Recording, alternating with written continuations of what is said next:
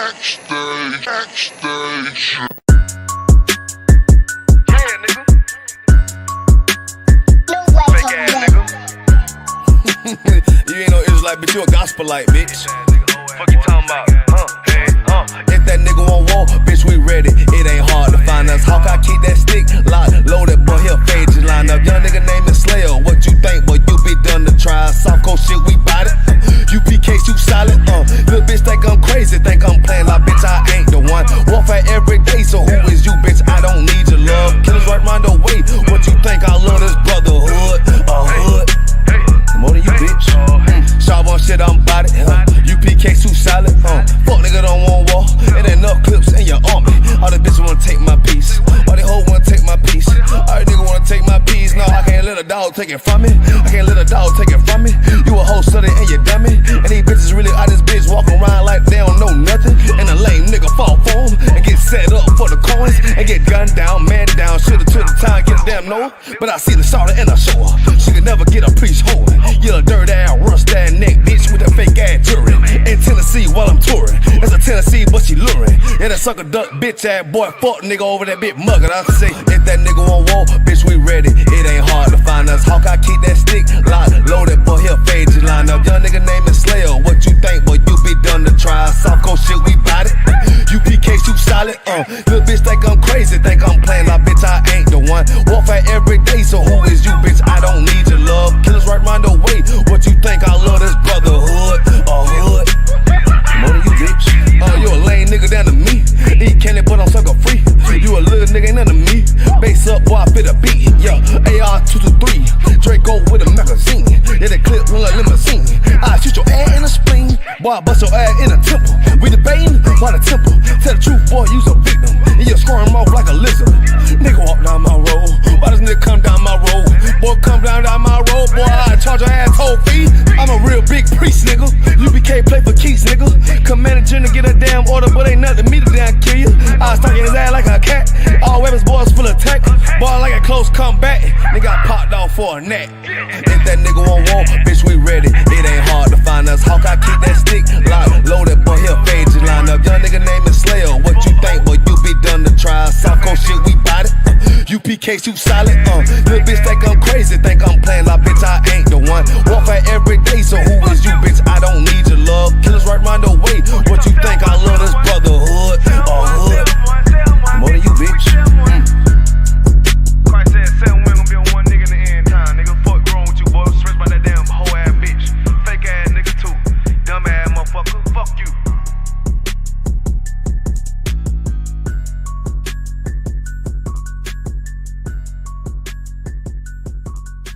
Backstage.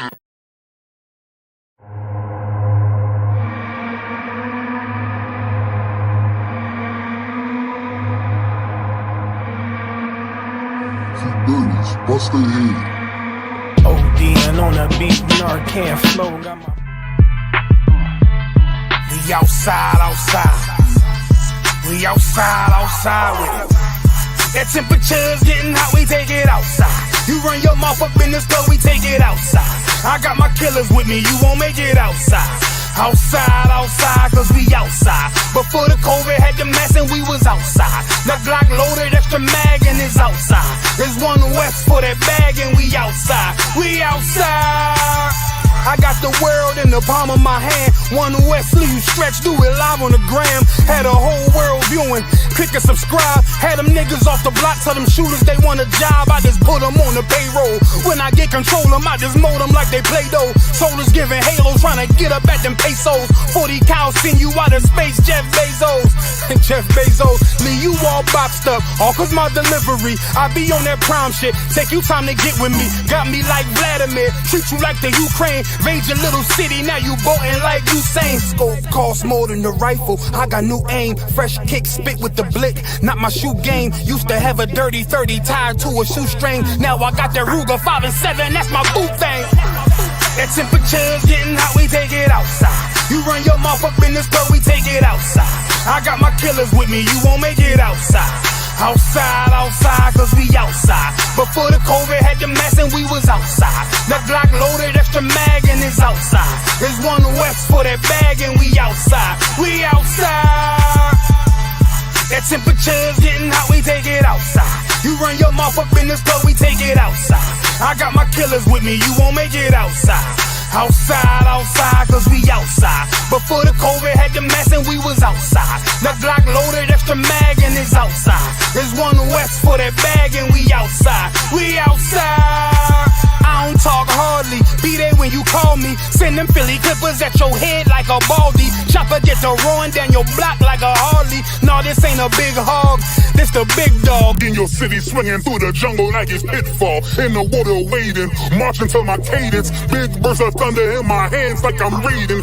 Shitty Mortal Kombat sounds, but I ain't playing. Look 'em in the eye before the war like a weigh-in. I'm up in the AM, politicking movements with that Draco from the vid because it's proven. Waiting on my brother how to bid, he ain't do shit. That's how life go. Win some, you lose. Seen a little nigga beat a big nigga out his shoes. Seen that nigga come back, pull up with a gun strap, rob everybody outside, told him run that. We outside. That temperature's getting hot, we take it outside. You run your mouth up in this club, we take it outside. I got my killers with me, you won't make it outside. Outside, yeah, we outside. Before the COVID had the mask and we was outside. My Glock loaded, extra mag and it's outside. It's one west for that bag and we outside. Outside, yeah, we outside. That temperature's getting hot, we take it outside. You run your mouth up in this club, we take it outside. I got my killers with me, you won't make it outside. We outside, and we outside. Outside, yeah, we outside. We outside, yeah, we outside. It's one west on them corners and we outside. We outside with it.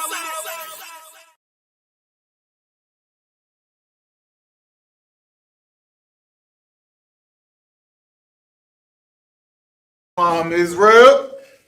It's Isupk, Chicago, Wednesday breakdown class. You understand? 7 p.m. to 9 p.m. Central Time, as always, round the clock every day. You understand? Well, every Wednesday at least. You understand? So what we're gonna do is open the channels up. If anyone has any questions online, feel free to type them up. You understand? Please do. I would love to answer some questions from the populace out there. If not, so be it. Just sit in and learn, as you should, under the tutelage of Isupk and the commander, Jenny Hana. So what we're going to do is ask anyone in the crowd in person if they have any questions right now. Come, sir. So, like when we was in Egypt, we knew our identity. We didn't lose. Like, what I'm trying to say is that, how do I want to put it? Like, we knew we were Israelites when we was in Egypt. Right. So that like by us knowing that we was Israelites in Egypt, did we understood that time in Egypt as well that God was only for us, like he was only our God? Like today's society, we think the Most High is for everybody. Right. But like back then when we were in Egypt, since we understood our identity, since we still had our identity as far as knowing we were Israelites, did we also understand back then in Egypt that the Most High was only our God? Okay, that's a perfect question. So, in the land of Egypt, so now grab me the verse with Moses when he said he went and looked at the affliction of his people. That would be the perfect precept. You understand? So, in Egypt, of course, we were in captivity. Us Israelites and so-called Israelites, us Israelites in the land of Egypt, where we were in captivity under the so-called Africans of now, which would be the Hamites or the Egyptians of then. You understand? We, of course, I wouldn't say we did not know. I wouldn't say we didn't know, but I wouldn't say all of us knew. Because you got to think, Moses, when he went to, the burning bush or whatever the case may be, he was just, what was Moses taught by the so-called burning bush or by the, the angel of the Lord? That's a question. What was he taught about? The angel of the Lord, the burning bush. The burning bush? Yeah. He was taught to, like, raise our people up. Right. Like, give us the law, statutes, and commandments, right? So yeah, that's true. So, but when you go to the story, which we could go to the story, but I don't want to make this long-winded. In the story, did the burning bush or whatever have to teach Moses who he was, race-wise, ethnicity-wise? Did he teach him, or did he just inform him of the law and what to do? He just informed him of the law. He just informed him of the law and what to do. Meaning that we knew we were different from the Africans or the so-called Egyptians at that time. Right. Or I'd say the Egyptians at the time. You understand? We knew we were not the Egyptians. You understand? We knew we were completely people because when Raj, grab me the verse when it talks about when the handmaid didn't unalive the firstborn son. I believe it said the word Hebrew. I could be mistaken. But part of me wants to believe it did. You know what I'm talking about? The story? In Egypt. If you don't, I can find it. Man child. That's what I got to type in for real. Oh, that's so many verses that say the word man child. It's not in Genesis. Did you have the it's in Exodus. There we go.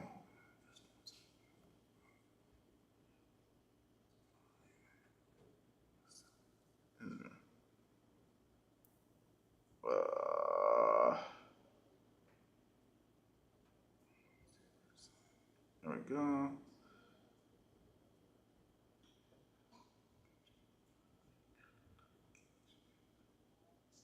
I believe Exodus 1.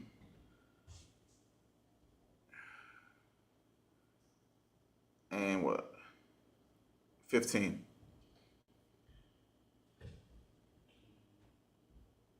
Yep, this is exactly it. So yes, we definitely knew our nationality back in Egypt.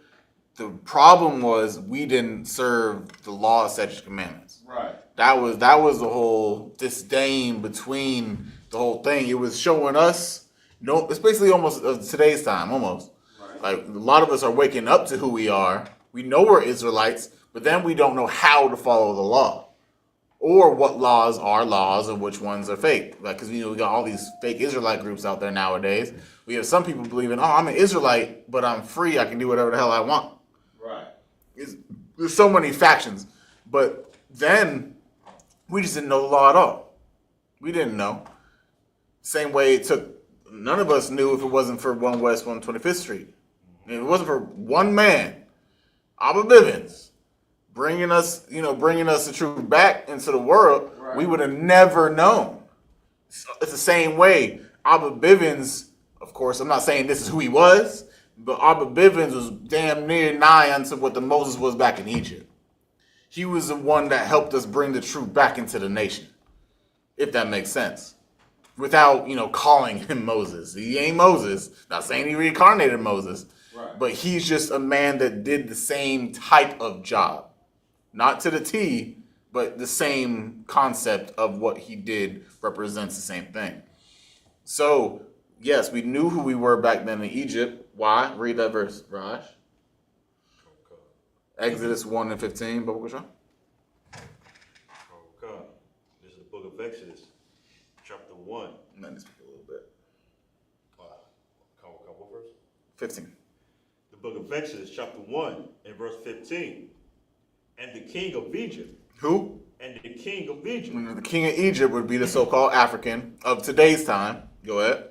Spake to the Hebrew midwives. Spake to the who? Spake to the Hebrew midwives. Spake to the Hebrew midwives. If we didn't, like, when you go around the scriptures, what's talking about like today's time, it's very layman's terms, like the conditions that we're going through and things we're doing. It's not always saying specifically the nation.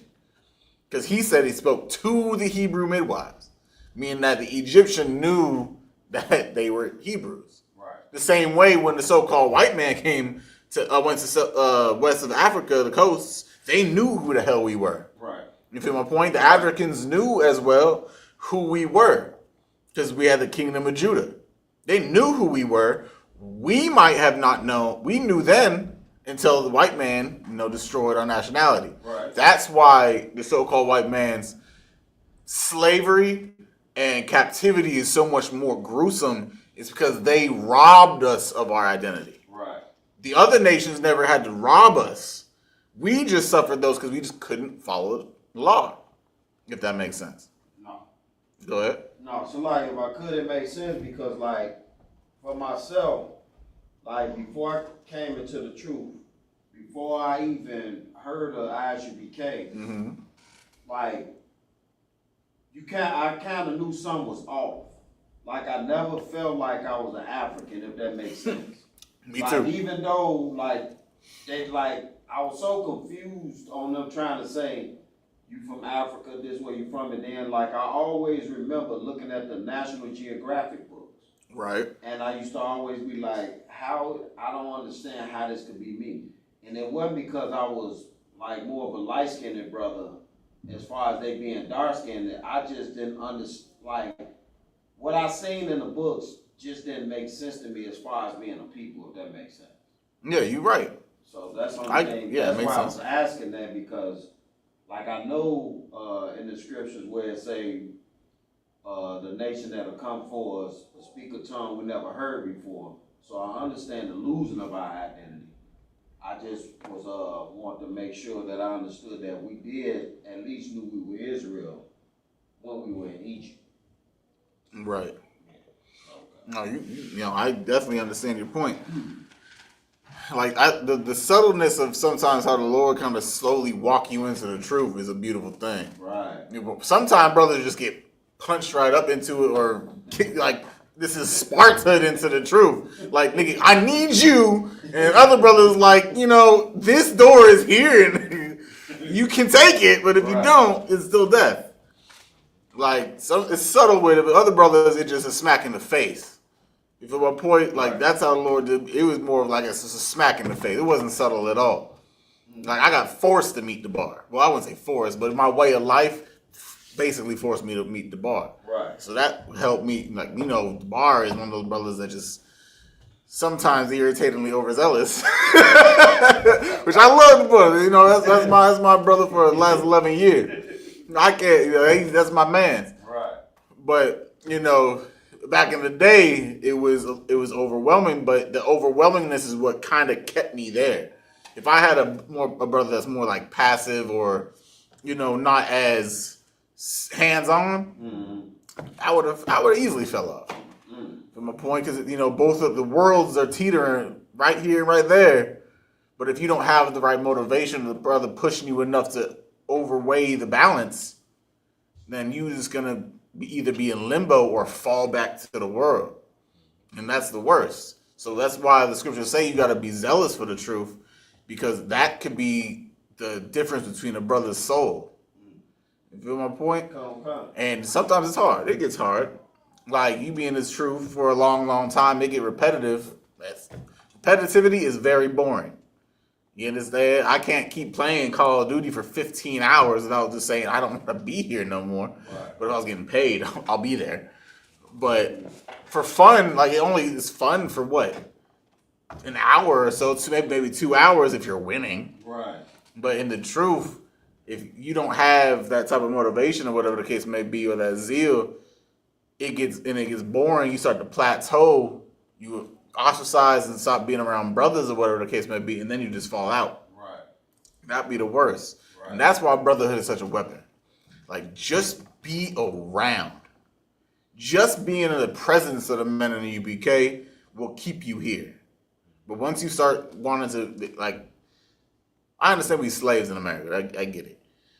But if you going around and never coming to the school, you ain't looking at the group chats, and you just a part-time priest, it's gonna be your downfall. Right. We've seen it all happen on Facebook publicly.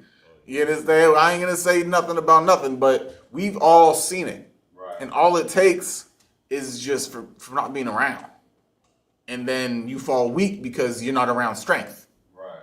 Being around strength makes you strong. Right. Or shows you how weak you are. And then you have to decide, do you want to remain weak or you want to be like the men that are strong? Right. You have two choices.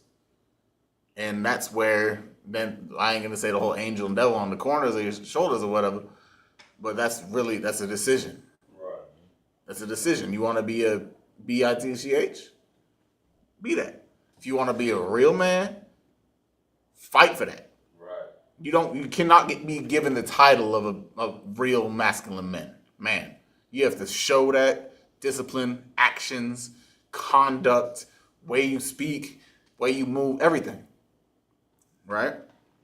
And that is basically what the Lord installed into Moses to be able to guide the men under him to do what they did in Egypt.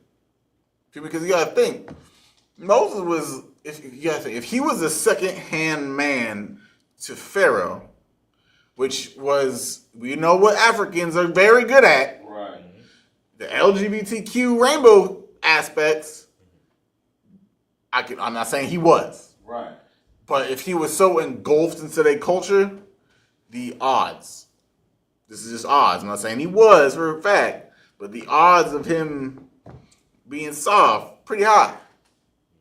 Right? Right. If the Lord imbued him in masculinity and strength, and that's what gave him the power to even come into the school, or lead the people. Right. But I'm being really long-winded, unlike me. Keep reading, please. I've been learning from DA and Cowboy Quad too much. God, I feel like they changing me into a new person again. It's like a second rebirth. It's the same. Go ahead. The book of Exodus, chapter 1, and verse 15. And the king of Egypt spake to the Hebrew midwives. Spake to the who? Spake to the Hebrew midwives. You understand? There was a clear division between them. Right. You understand? They knew this is one race of people, this is another race of people. They two different people. Like, I don't know what captivity in history, it could be just me being historically inaccurate or unknowledgeable, that enslaved their own people for real. Right.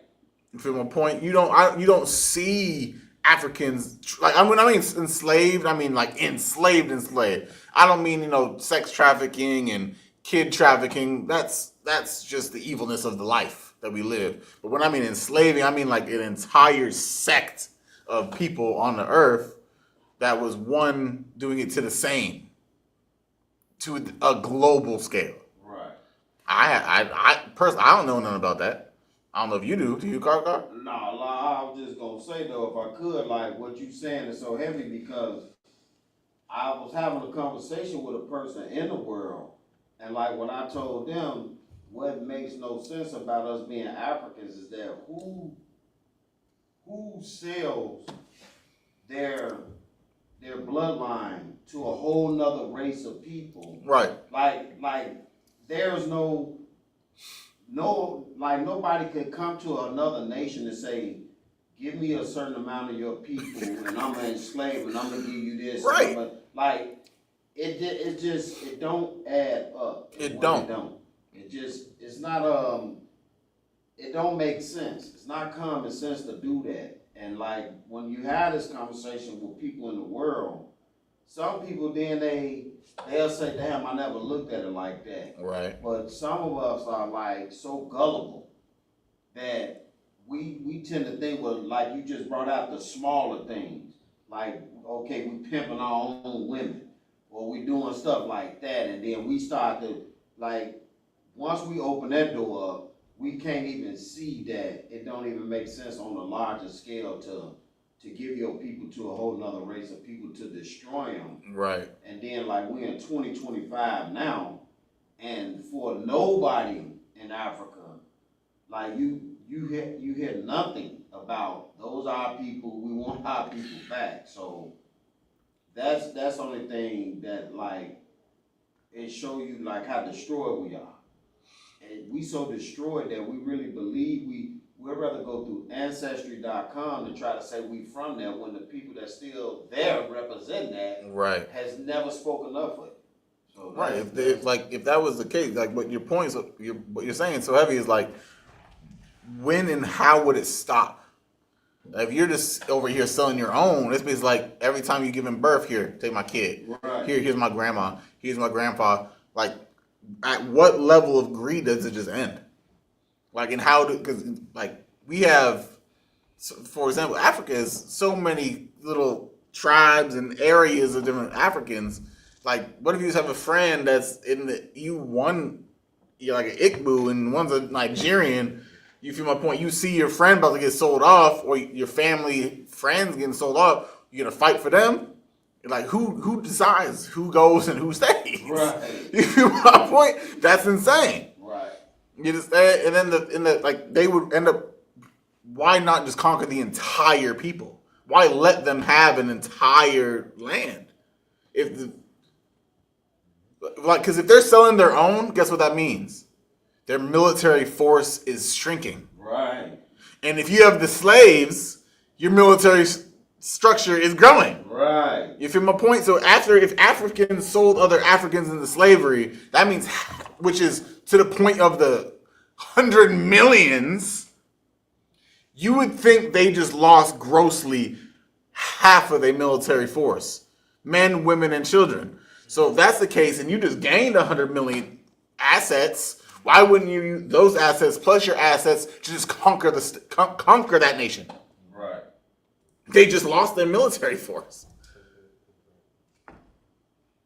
Like we logical here now, but this is how people don't think in the world, and that's the problem of why we are so Pan-Africanism and in love with Egypt and stuff like that, because that propaganda was promoted so greatly.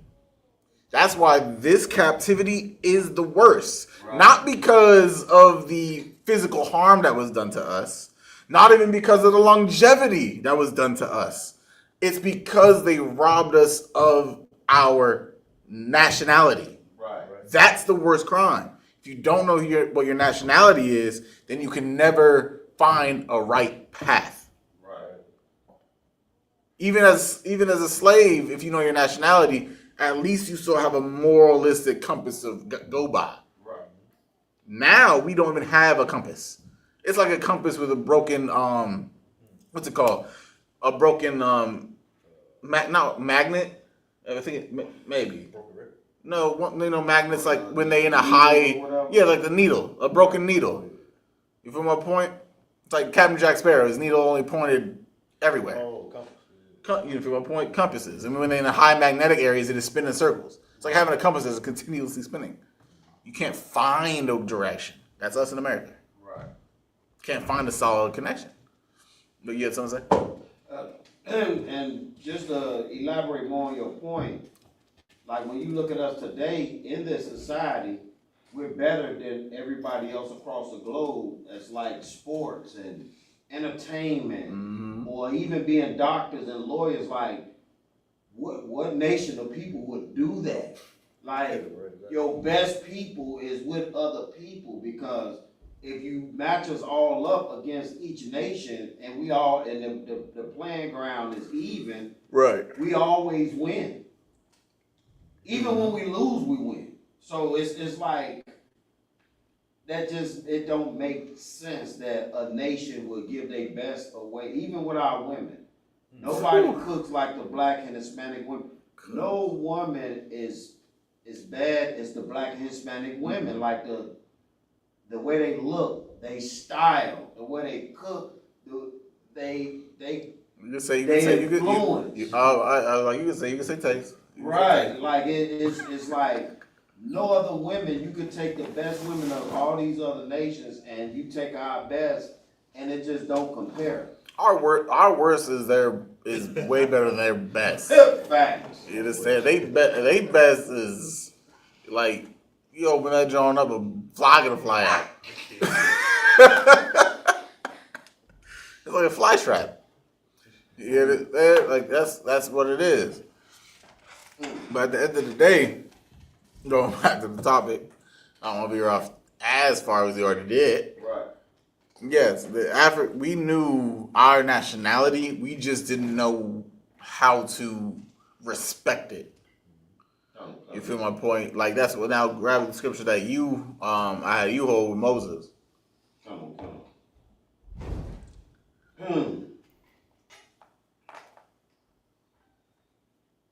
This is the book of Exodus, chapter 3 and verse 7. Or should I start at verse 7. And the Lord said, I have surely seen the affliction of my people which are in Egypt. Say what? And the Lord said, I have surely seen the affliction of my people which are in Egypt. Okay, this is the Lord talking. This is the so-called burning bush. You understand? So he's saying he's been watching what's happening. Like the Lord, even if we're struggling on earth and suffering and dying, the Lord's still watching. Right. How are you going to handle it? Do you deserve to get out of the situation? Do you deserve to get a worse punishment or whatever the case may be? Like the Lord sees the crimes that these other nations do to us. He sees that. But the thing is that we, majority of times, all the time, bring it upon ourselves. You understand? And that's the craziest thing. We just can't listen to our Father. Right. Like I get wanting to be a spoiled brat or a child that wants to go do whatever he wants. It sounds appealing. It does. You understand? We were all ex something in the world. Right. We were drug addicts, enjoy drugs, enjoy being with other nations. You understand? Being gangbangers. Because it's exhilarating. Want to know why? Because doing something you're not supposed to do brings a type of excitement that doing what you normally should do does not bring. Right. You understand? It's exciting because it's like that. Oh, I shouldn't be doing this. That thrill of possibly getting caught is exhilarating. Like I'm telling you, this is how I grew up. In high school, I was the jock doing all the things great in football, but it wasn't fun. It was easy. It wasn't really exhilarating at all. Sports wasn't exhilarating. It was just something I could do because I was great at it. Right. Guess what I used to do for fun with my so-called white friends at the time?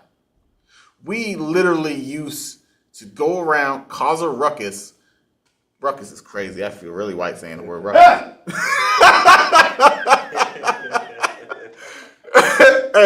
Hey, Lapine, Oregon just jumped back over here. You understand? We caused a whole fiasco. I'm changing my word now. And called the cops on ourselves just so we had something to flee from. We used to vandalize houses, do this, do that, call the cops on ourselves. Wait until, I'm telling you, we'd stand in the street, wait till we saw the lights and scatter. Because doing things you're not supposed to do brings a certain type of excitement to yourself. You understand? That's when you know you're doing something bad. But then when you do it over and over and over and over again and generational situations happen, now you're doing it and don't even realize why. That's what America in 2025. Right. We're breaking the Lord's laws, and it's exhilarating and it's so empowering. We don't even know why it's so-called empowering. Because we believe because spiritually, we're fighting against the strongest power on earth. We don't even know it. That's the whole point. That we're always looking for something new to exhilarate ourselves. Are you not? Like, if smoking weed gets boring, what do you think drug people that do drugs do? If weed gets boring, where do they go? What do they do after that? They find something stronger. If you are an adrenaline junkie, instead of going 100 miles on the E-way isn't enough anymore, what are you going to do? Go faster. You're going to go faster or jump out of a plane. Go swimming with sharks. Because we're always looking for the adrenaline rush instead of living the comfortable life as Israelites are meant to be. We're supposed to be just dwelling in tents and chilling at the crib. That's our spirit. But we've taken on Esau. We've taken on the spirit of the so-called white man. We want to do everything on earth. We want to know what everything tastes like. That's why we eat everything. I'm in the middle of binge watching Master Chef. I like food, not to cook it. I like to eat it. Right. But I like watching. They eating everything. Like, what in the world would you eat the cheek of a cow for? I mean, the cheek of a pig for? Like, they literally just served up pork buttocks, pork ass, on the best culinary show on earth. Why would you even be enticed to eat that? For what? Right. Because that's what white folk do. They're nosy.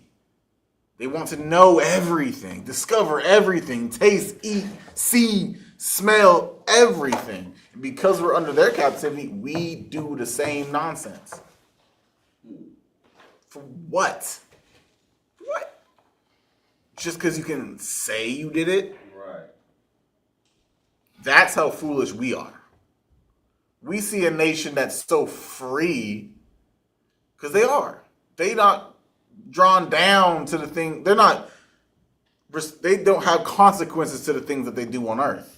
And we see that as freedom. We see the law, statutes, and commandments as a hindrance to the life that we live. Right. It's not. What they're doing is foolish, suicidal, nasty as hell, but we think that's free? Freedom isn't the way to just do whatever you want and have a happy life. Freedom is to know that you're never going to be punished for something. Right. That's freedom. Right. To go around and do things in life knowing that you have no consequences for it, how is that not more freedom than just going crazy on earth? That's the insane part. That's the doctrine that white people installed in our brains, is that freedom is the ability to do whatever you want without repercussions.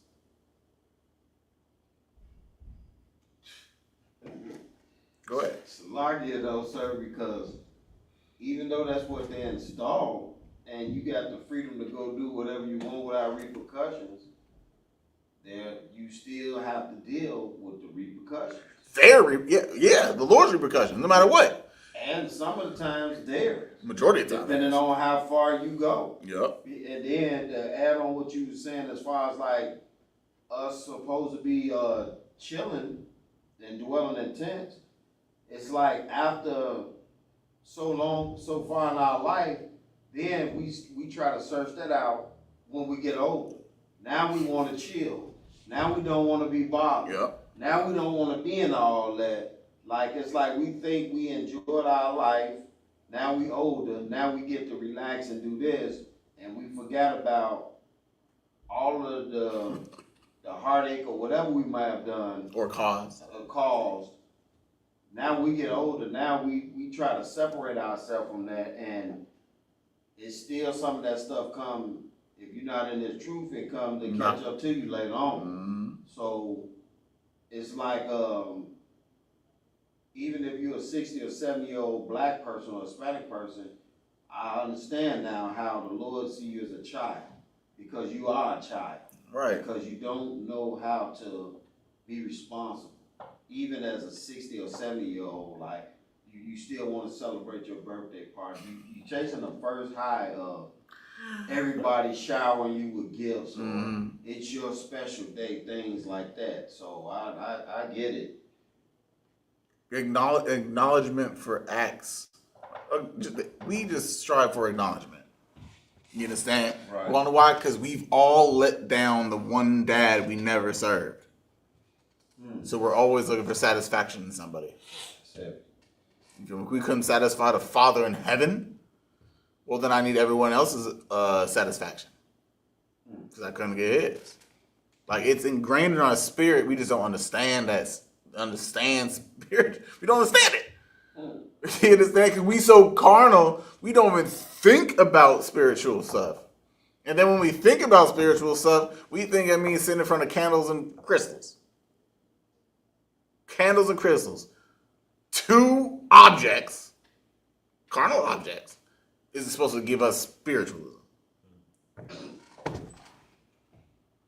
I hate to say people are stupid, but people are stupid. And I hate to admit I was stupid. I used to say, I'm telling you, there was like a 3-month span before I met the bar that I thought I was sitting in front of a mirror, crystals, and candles, where I was looking at my evil self in the mirror. Now that when I was looking back on it, I was out of my mind. So my boy, I could have been engulfed into a psychiatric hospital and lived out my days in a straitjacket in one window. I'm glad. Like I said, it was troubling meeting the bar, but it was definitely life saving. Now let's drop this. I hope I answered your question. Come. And I know you had a second one as well. Come.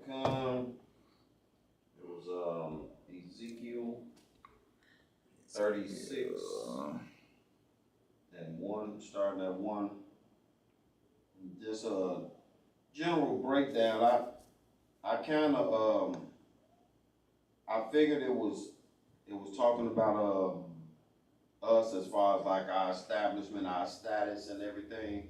But I just want to really make sure. That's why I want the general breakdown. Okay. Yeah, go ahead. Handle it. Come. Book of Ezekiel, chapter 36 and verse 1. Also, thou son of man, prophesy to the mountains of Israel. To do what? Prophesy to the mountains of Israel. Okay, so prophesying to the mountains of Israel. What would this be saying? Why is the key word here? Why mountains? Why mountains? There's two reasons here on why mountains would be significant. Two. It's like it would one be like because mountains are known for their stature. Yes, their height, their stature, like Mount Everest, the tallest mountain on the earth. Right. We still haven't even emulated that in a building. Right. You feel my point? Like Esau over here trying to create all these skyscrapers and nonsense, which personally I would never want to live in one of those because I can only imagine the everyday elevator ride. Stopping on every floor that I push a button on. Couldn't do it. One wrong wind, like St. Louis just had a tornado. You understand? Big ups to Captain Goodall Gabar. You understand? Out in St. Louis, they school survived the tornado. The entire building did not, but it didn't destroy their specific location. Right. It just hit a portion of the building and the parking lot and a lot of unfortunate people's cars.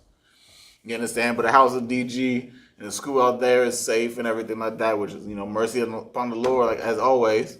The Lord ain't gonna destroy what we got going on. That's right. You feel me? But like I could never live in one of them skyscrapers car. People paying $10,000, $15,000 a month to live up super high. No, sir. It just sounds very inconvenient. It really does. For what? Shout? Clout? A nice view? Cool. I got nice views all over social media. I don't see the difference in pictures and the real thing. Like, what's the point? Right. It's just a memory at that point. Right. You feel me? But so the first good aspect about mountains would be, of course, their stature and how great they are and how high up they are. What would be the second? Now think about Israel more specifically. Like how do I want to put it? Like as far as like being a people above all other people. Yeah, I would say that's kind of in the first portion. What is another way the Lord has called us a nation without saying nation or the word Israel? The people of what?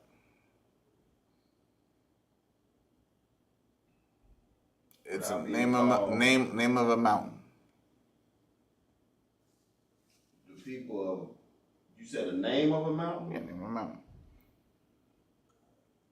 Is it Mount Seir? It ain't Yes. Mount Seir? Yeah, Mount Seir. You understand? So this is a manifold because it's really just talking either about the people of Israel or it's talking about the stature of everything. It's twofold. Because Mount Seir is all the Lord refers to us as that. And how you would know is the verse at the end of the last chapter. So if you start at 35 and 15. Come.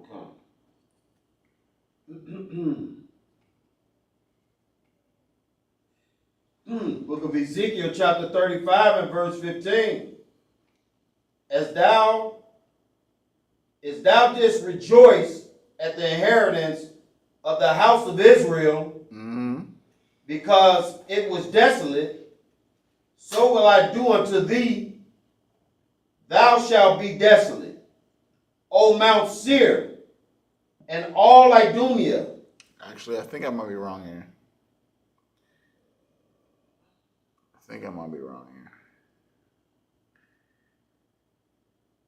Now I'm second guessing myself, and I don't like that. You said what do we refer to us as?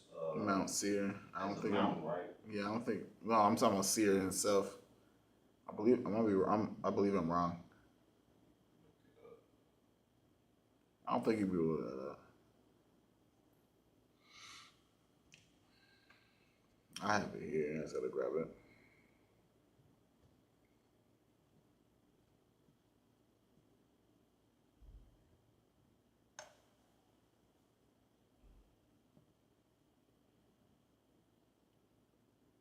Yeah, never mind. I was wrong. It's talking about Edom still. All right. Leave that alone. Keep it. Go back to 36. 36. Yeah. Come. I have my facts confused. Come. So, book of Ezekiel, chapter 36 and verse 1. Also, thou son of man, prophesy unto the mountains of Israel, and say, ye mountains of Israel, hear the word of the Lord. Verse 2. Thus said the Lord God, because the enemy hath said against you. For who? Because the enemy hath said against you. You understand? So now it's because the enemy has said against us, meaning other races of people, because they've all become our enemies. You understand? Y'all know what the only so-called race that hasn't really done anything to us is? Was it the Samoans? Like the Samoans. Right. You understand? Like your people in Hawaii, Moana and them. They the ones that really haven't done anything to us for real. They've always been just kind of like there, but haven't shown like animosity. They've seen, of course, the crimes, but they didn't partake. Right. You understand? So if the Lord do what the Lord do with them, whatever the case may be, I don't know. I might still have to. It's like, you could have said something. Like, we don't know who you are now. You do. So, that's a judgment call, which I'm glad I don't got to make that call. You understand? Go ahead. Come. Thus said the Lord God, because the enemy hath said against you, aha, even the ancient high places are ours in possession. Okay, and the main question was more of a breakdown, or was it the last part? Right, more of a breakdown, like the last part of even the ancient high places are ours. Like, what would be the ancient high places? Now, the key word would be high places and what? Ancient. So what would is we this talking about? speaking of Jerusalem? It would have to be. It could obviously it can't be talking about the people themselves, Right. because the ancient wouldn't fit into that category, because there's a new of us all the time throughout time. Right. We're forever existing. So we as a people couldn't be the ancient part. So it can't be us for the high place. Right. So what kind of things would you consider as high places? What high place could we have been in that they took? And what's ancient that they could have took? That would be a question. So the what's ancient is like the physical, right? Like as far as something that existed that's super old. Right, like Jerusalem itself, or Yeah, definitely Jerusalem. Jerusalem is old. Like our ancient artifacts, history. Come. You understand? Everything that has something to do with elderliness. So history. They stole our history, did they not? Come. They stole all the ancient things. Like look at all the possessions that they took and put into the Vatican. You understand the all the gold and all the documents that state who we actually are. They took all of that. Right. Our sacred treasures. I know there's a picture in here somewhere of them hauling them away, but I ain't gonna hunt for it. Right. But yeah, the ancient places, whatever the case would be, would the high place. Now that would be the ancient. Now what's the high places?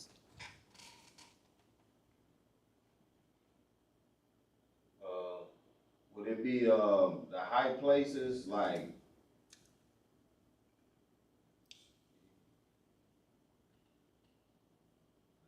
So it's like, would that have been like our stature, as far as like how we once, like how we ruled Jerusalem, like True. how we was in charge of things, like how do I want to say, like even during the Dark Ages, like when we actually ruled Europe for Right. 1,000 years, things like that. Like, is that what that's saying?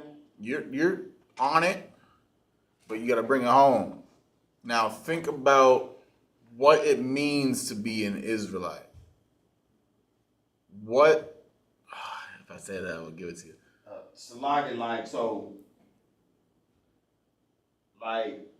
Think about Jewish people. Right, like they claim to be the people of God, but we're the people of God. Right. And by them stealing our identity, like that's what makes a large portion of the world believe they're the people of God right now. But we know we the people of God. So like they stole, like when they whitewashed everything and they changed the identity of Christ, it kind of like you are basically the answer. Like Psalms, when they say they confederate against thee, Right. it's like they really you want to you're thinking about Revelations 2:9. Right. Them that say they are Jews but are not. You understand? Like you had it. You were just long-winded as hell with it. The high place is that they're above all nations. Right. The Jewish people, so-called Edomites, or at least that faction of Edomites, or really all Edomites, think they're the greatest race on earth. Right. That's the place that they took for possession. They own that title. Right now on earth in 2025, they own the title of being the greatest race on earth. Right. Due to them being Jewish, so-called Jews, which we are. But they stole that. You understand? And when they stole that, they also stole our ancient things. They stole our land. They stole our archives. They stole anything that meant anything to us since our time of being on Earth, damn near. You feel me? I would love to take a look through the Vatican. But they ain't gonna let niggas do that. Let alone, they might not even show that. It's probably buried underneath the Vatican. Right. The same way they put us underneath the prisons, it's probably underneath the Vatican. Of course, they probably got to put a little bit out there to show some type of historical relevance for their way to pollute the earth to believe that that's them. Right. But either way, think about that. Think about all the things and the great things that we've done. Jericho. Where are those Shapars at? Right. That blew down the walls of Jericho? Boy, you think these brothers are in Sabbath service blowing this thing, right? You understand? You be in Sabbath service, be like, I hope this sound right. If not, you'll be on the camera like looking at the number 2. Bruh. Oh, I know. I used to be over Sabbath forever. I'm actually going to be holding Sabbath service down this weekend. You understand? Yeah, y'all better be building.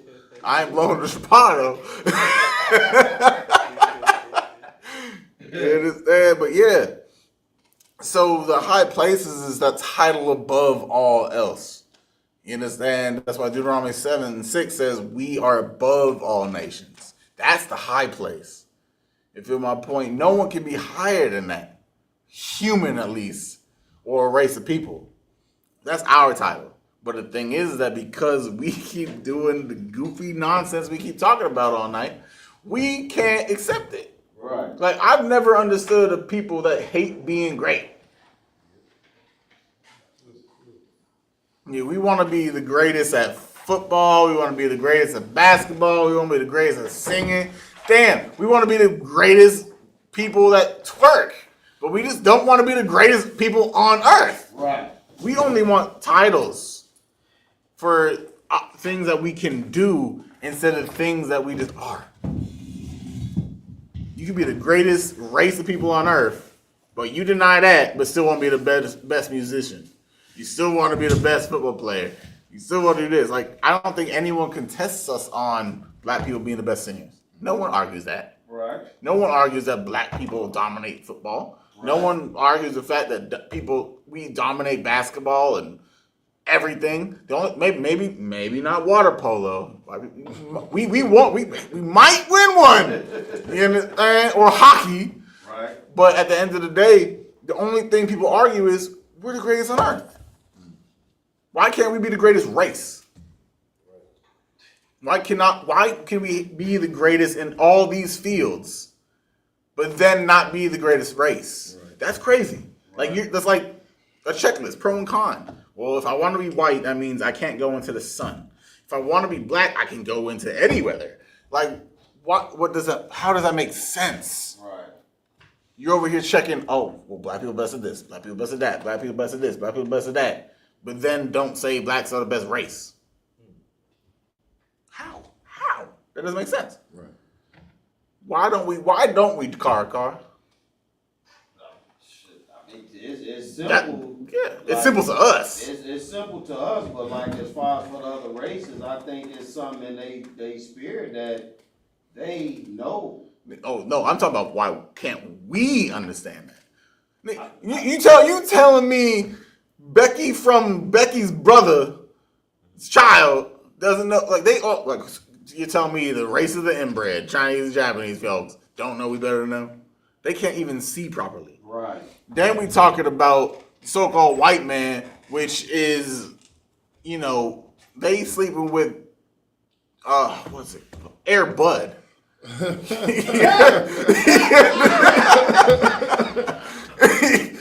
You understand? We got Africans literally sucking out the poop out of animals. Oh, God. You feel my point? Like, what are the races of that? We literally have Arabs all kissing the singular point of a rock, regardless of the HIV, herpes, and all other diseases they got. Right. You feel my point? East Indians. We got East Indians that literally bathe in the feces of other animals. And you want to say you're not the greatest race? Because I don't see us doing none of that. Right. So why is it so hard for us to believe that we're the greatest race? Like that, like I said, I am ashamed of myself that I lived my life from the age of whenever I was smart enough to know who I was, like 5 to 18. I lived that 13 years of being a dumbass. How could I have not known that? And the crazy thing is, I lived around only white people. I knew I was better than them because of the statistics of what I was doing. But as a race, I never thought that we were the greatest. How? Like, academics, sports, just common sense. Kid is that. Physical appearance. Like, come on. Like, what black person do you ever call pizza face? Facts. Pizza crust? No. Like, you see my point, Carl? So why can't we see that we're the greatest when we always claim that we're the best at all these different aspects? But when it comes down to condensing it, that's when we fall apart. Right. We just can't put it into one category? Right. Why not? Stockholm Syndrome. Stockholm Syndrome. Like I was gonna say white supremacy, but it's like the same. Christianity. Right. You understand? But what's even more insane is this is before Christianity as well. We talking about other times we were in captivity. We've been in captivity under every race of people. Of course, not to this degree where we forgot who we were, but to be under subserviation to them for whatever amount of years it was. All we had to do was just don't eat this, don't smoke that, don't put this in there. Like, come on. I think that these laws are so easy. It's almost a joke on how we can't follow them. Right. And that's what gets me. It's like I would understand if the law required us to do like 800 push-ups a day. None of y'all can do that. Right. I said y'all because I can do that. I don't know, Car, you only doing 200. That's that one time right there. That's just in that hour. If you saying a whole day, I believe I can get it. If I got the whole day to squeeze them out. I need to start bringing cars to the gym. Yeah, he might give me he might run me for my money a little bit. I'll win, but you might show some, some potential. But at the end of the day, that's real. Like, why can't we just consolidate all that greatness and just saying we're the greatest? Right. Like, besides the evilness other nations do, what do they do better than us?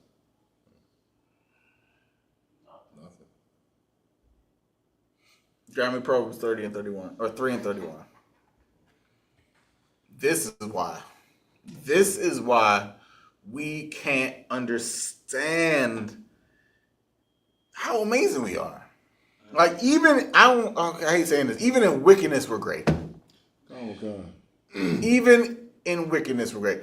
Did you watch that TikTok I sent you?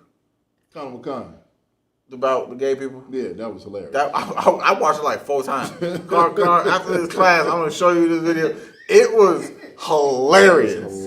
Hilarious. I sent it to like all the brothers I know that have that type of sense of humor. I sent it to. And I was just really just mad and drunk because I was losing Madden last night. But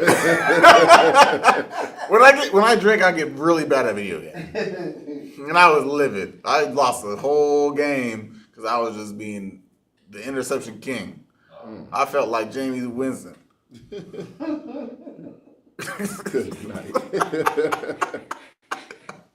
He was the only bad quarterback I can think of at the time. But why? Like, read that. This is why. Come. Oh, him, I guess. This is the book of Proverbs, chapter 3, and verse 31. Envy thou not the oppressor. Do what? Envy thou not the oppressor. We cannot understand our amazingness because we keep trying to be like the others. You understand? Because, like we always say during classes and teachings, we always see on TV Superman, The Flash, Batman, Wonder Woman, even Wakanda, the Black Panther, Captain America, all these, Iron Man, what else? Whatever. There's so many of them. So all these superheroes that save people's lives, do these amazing things, and so forth and so such. We think that we gotta be them to do that. To be amazing and to be heroes and amazing race of people, we gotta be the ones that look like them in TV. Right. Besides Black Panther, what predominantly black movie or TV series is all about us helping or saving others?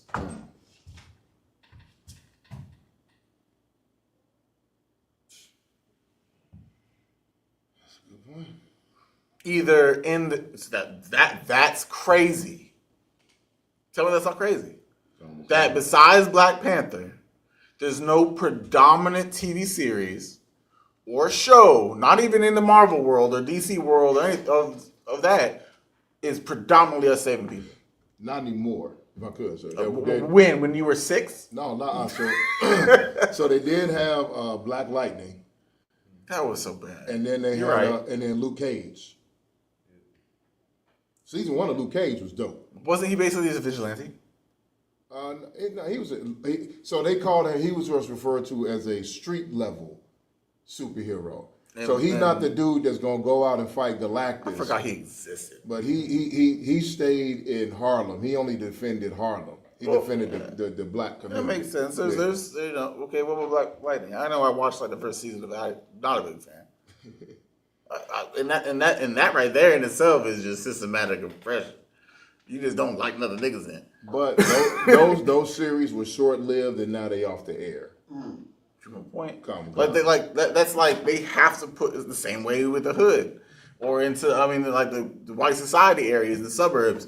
You gotta put a nigga in there every now and then. Right. You gotta do it because if not, then they're not gonna get votes or viewers or whatever the case may be.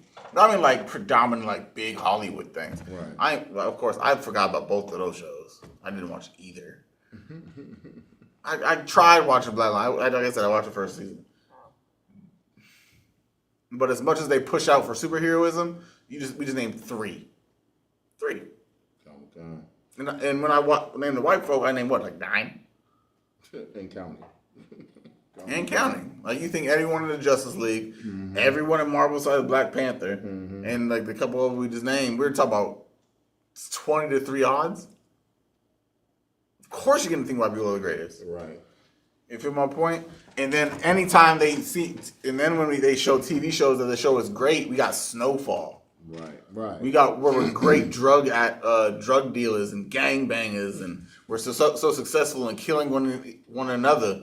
You understand? Even Equalizer and stuff like that. He was still a murderer. I don't care what we talking about. It was a great show, but he was just a murderer.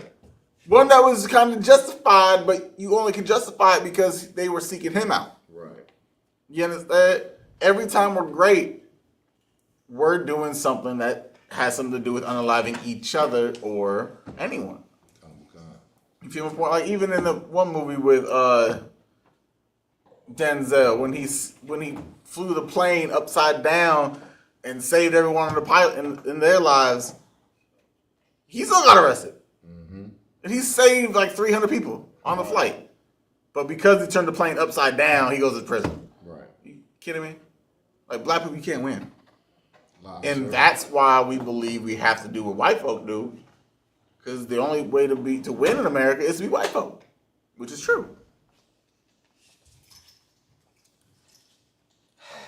We can't be great in America because America is going to let you know that you can't be great if you have our skin tone. Right. Not even our skin tone. As long as you an Israelite. As long as you a black, Hispanic, Native Indian, you aren't allowed to be great. You understand? On a system, on a greater level than just an individual here and there. You feel me? That's why look what they're doing to all the greats, so-called great artists. Diddy's gone, Usher gone, Chris Brown gone. Who else gone? R. Kelly gone. Of course, I'm not saying any of these people did anything wrong. They are justified. We're not justifying the acts that they did to commit to get themselves where they're at. Right. But just look at, they're really just showing you gain power, we can take it away like this. Right. Look, Trey Songz gone. Craziest work in the world. That's one thing he need to get out. Go ahead. Even on another level, as far as like not celebrating how they work. Get that like, first video up. If you grew up in Chicago, like I did in the 80s, like the heads of all the gangs were way more organized, and they put a lot of threat into them because, like what you see now, you didn't see in the 80s. You're right. Like nobody pulled up and sprayed up the block in the 80s. Nobody pulled up and sprayed up the block in the 80s. Right. If you did something out of line, you would got specifically because you was a part of what was going on. Right. And the way they were able to organize and still like, it was a place that they tore down. They used to call it the fort. When I grew up, and all the heads of the gangs, the GDs, the Stones, Vice Lords, or whatever, they would be able to. It's like you know how the mob hold council, the heads of the family. Yeah. That's how the gangs used to be able to be. Like they were like this. They were like the UN or a Right. republic or something like that, where they were against each other, but every now and then they come sit together to talk about land or areas and who can do this, who can't do that, and what they all cannot do. Right. You understand? Like they had a organized crime. It's like the organized UN. Right. It's no different. That's how organized crime did. They base it off of like how the UN worked. Right. Because the UN is nothing but organized crime. Right. That's the whole point. The UN gets together to make sure that they do things that does not give us any leeway to get free. Right. That's why we don't have a place there. And if Israelite does have a sectional in the seat, guess what he think he is?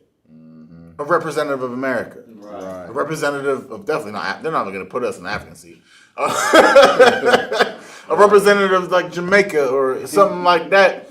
Like we might sit in the seat specifically, but we don't believe that we're us. Right. We're doing it in the name of another nation. Right. You understand? That's like the Olympics. We in the Olympics. I'm about to do a little bit of research, find out of all the 16 events or whatever in the Olympics, how many are really won by white folk from America. The only one I can even think about that they really win would either be pole vault or like the mile and 10Ks and stuff like that. But anything that is pure athleticism instead of just like conditioning, what do they win? That's crazy.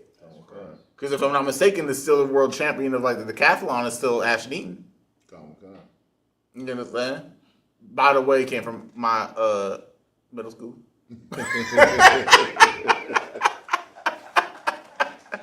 Yeah, they actually named the whole street after him. In my hometown. Yeah.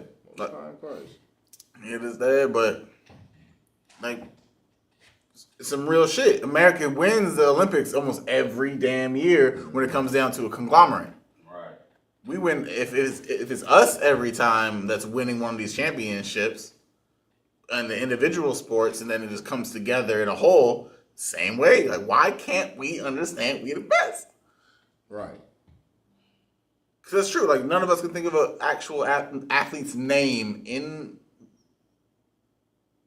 the Olympics, which is every 4 years, that was won by an oppressor. You see how I'm saying that is? That's insane. Isn't it? Comical con. Because we do it every 4 years. It's not like it's a basketball game where it's like only two people being shining, like women's basketball, which no one really watched. You only have the only people I know in the names are Angel Reese and Caitlin Clark. Tell me that's not a race. That's not a systemic racism Facts. dilemma. Comical con. To me, it's not. What other woman in the WNBA do you really know that's promoted that heavily between the two? Active? No, yeah, active. That's actually in the WNBA right now. That's getting that much promotion besides either or. Nada. And really, who's better? Angel Reese. Angel Reese, but she got big headed now. Fuck that game. I hate to say it, but I'm an opt-in. I don't think Angel Reese is better. No, well, she don't. She don't bring the spark to the game. But I'm just saying, like it's like picking a mediocre one of us against their top tier. Right. That's how I perceive it. I could be wrong. It's not like I'm watching statistics and stuff like that because I couldn't give a damn about basketball in its whole entirety. But overall, like they picked the best one out of them and then just a basic out of us, and now they're making them compete. Because I be watching the highlights of each and or. I can't really vouch for our highlight reels. if I could, sir, Yeah. when they first started talking about Angel Reese, the sister was doing it. And the thing about it is, the fame got to her now. You know what I mean? Like a lot of our people, once they start pumping your head up, now she want to be out here half dressed. Now she want to be dating rappers and all this other stuff. You said, was it? She did that to herself. Right.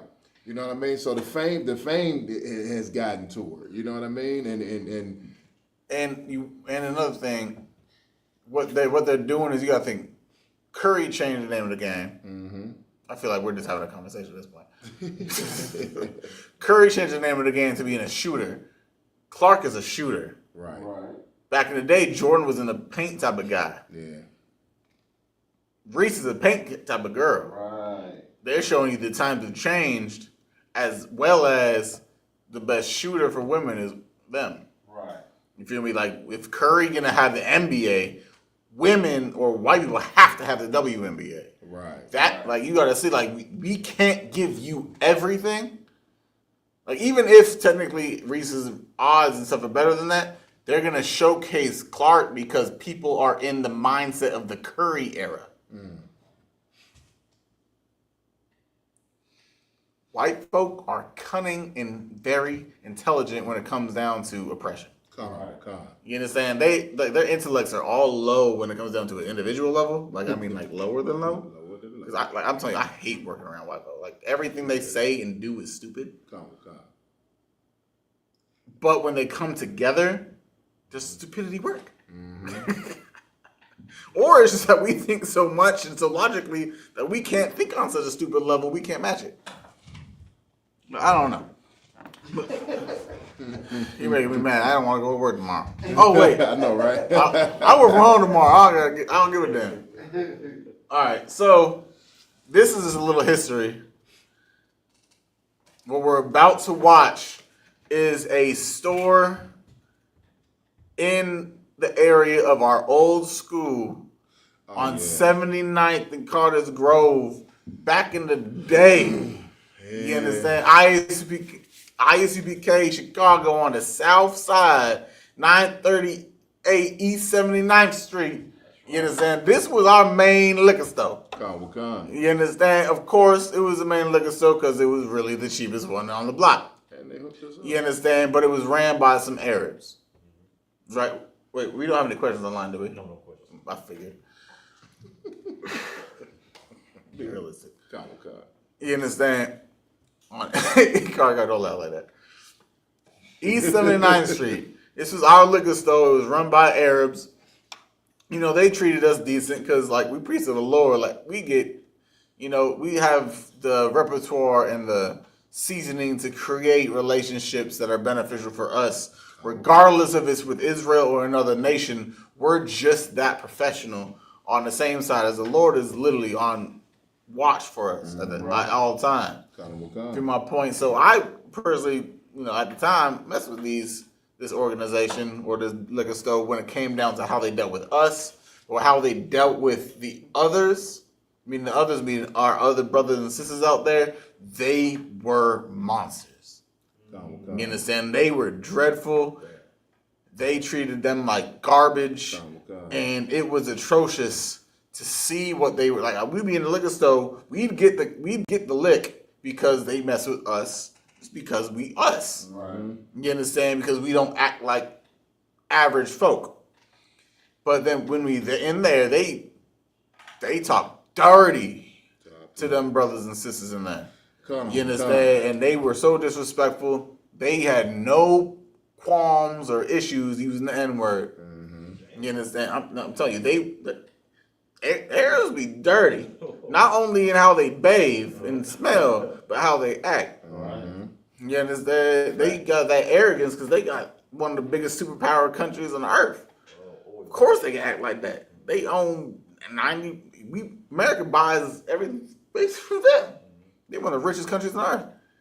But I said it was the crazy thing. It was so monumental that this one location got shot down. It went viral. It even was covered on the news. Yeah.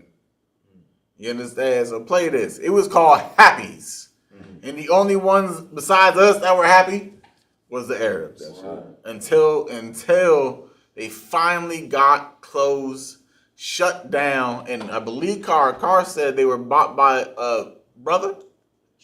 They were bought out by. I don't want to give them no. It's a black church. It's at least okay. They got bought out by black people. They don't need to know the other part. I don't want to give no clout to no church. It was a church that bought them out, which is even more insane. I wonder what's gonna go up. Right. Imagine another liquor store going up. What if it's a smoke shop? That'd be crazy work. But go ahead and play the video. Imagine it being a smoke shop. Wouldn't that be insane? That would be. There's no way it would get robbed every day. It definitely would.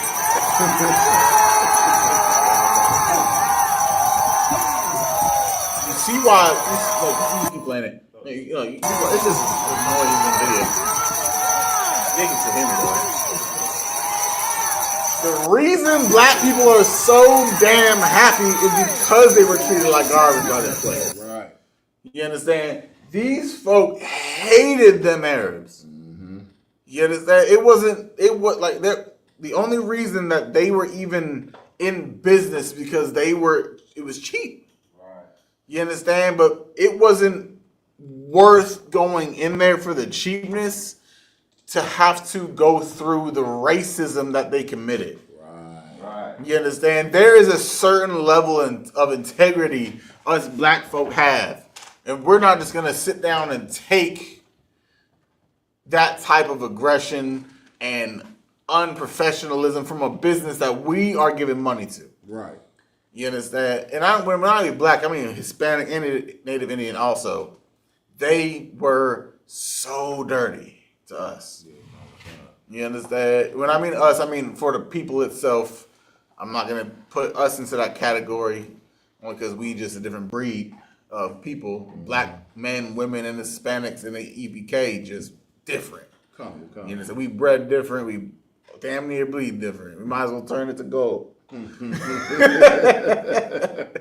understand? But at the end of the day, I wanted us to play this because it's time that black people stand up at least together and get these damn heathen out our communities. That's right.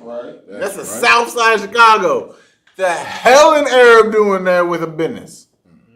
Right. The hell a white man doing there with a business or an African being there with a business? It's time that we support the destruction of these heathens' businesses in the places that we call home. You understand? Of course, we're in America. We're in a white man's world. But we can't let them monopolize all the resources that we're supposed to have for ourselves, for them to take and send it back to their people. Right. That's the whole point. You understand? Grab me. There's a good amount of scriptures I'm thinking of. Separate from thy enemies. In Ecclesiasticus, 6 and 13? Never trust an enemy. Yeah, that works. I'm thinking of separate. What am I thinking about? I think it's separate. I think it's supposed to separate. Come on, God. Let me. Yeah, I think it does say separate. Ecclesiasticus 6 and 13, I believe it is. Grab 6 and 13, sir. That's what's it. I know that. Okay. I know I ain't crazy. A little bit. There's another scripture I'm thinking of. Grab me. No, it's the same. I'm thinking about the same scripture. I'm thinking about the second half of that. When it says, take heed of thy friends. Yeah, that's the same scripture. There's another one.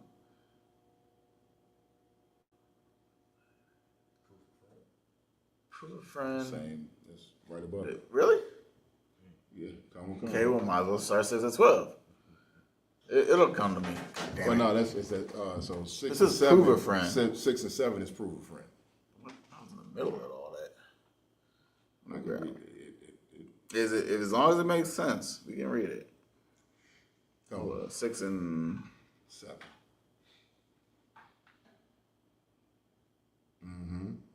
8 gets into it.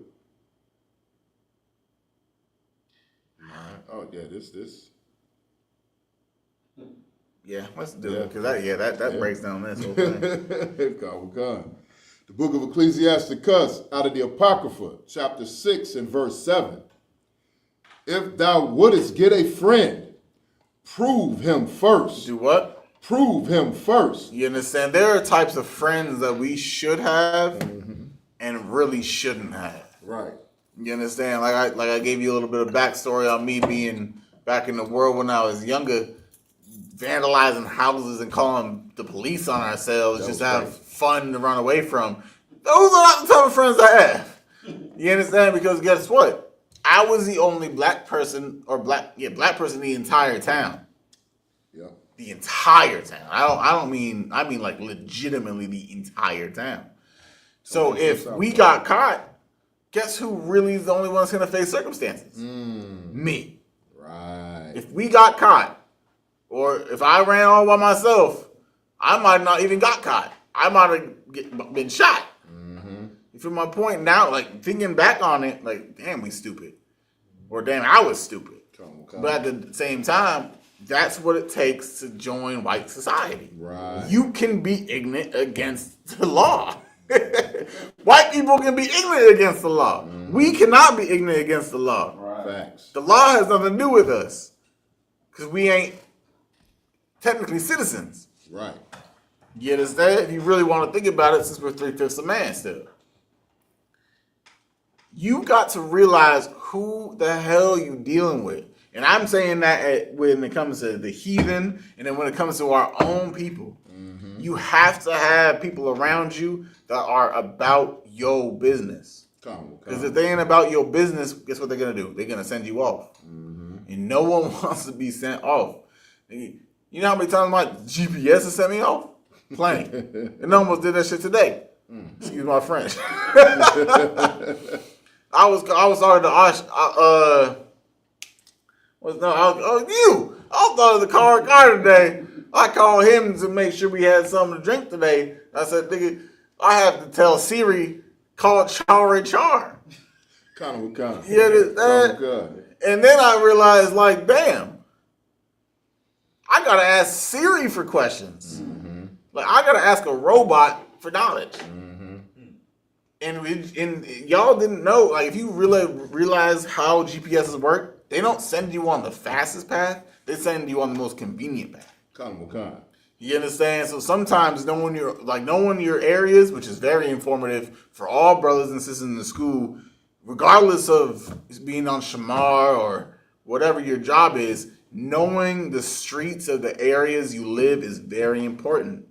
You understand? Because things are going to turn up one day and you won't have the GPS. Right. You won't have Siri and Alexa to help you in a scenario to get somewhere that you usually go to. Learn your land. You understand? Learn the place you dwell on, because we don't want people to get caught up because you won't have this fine technology one day. It just takes a small EMP or a cell phone tower to go down and you wiped. You feel me? This is just learning lesson for everyone. Always learn the street names. Signs might even be torn up. Learn routes to the locations that you need to go to abruptly. The school, your safe houses.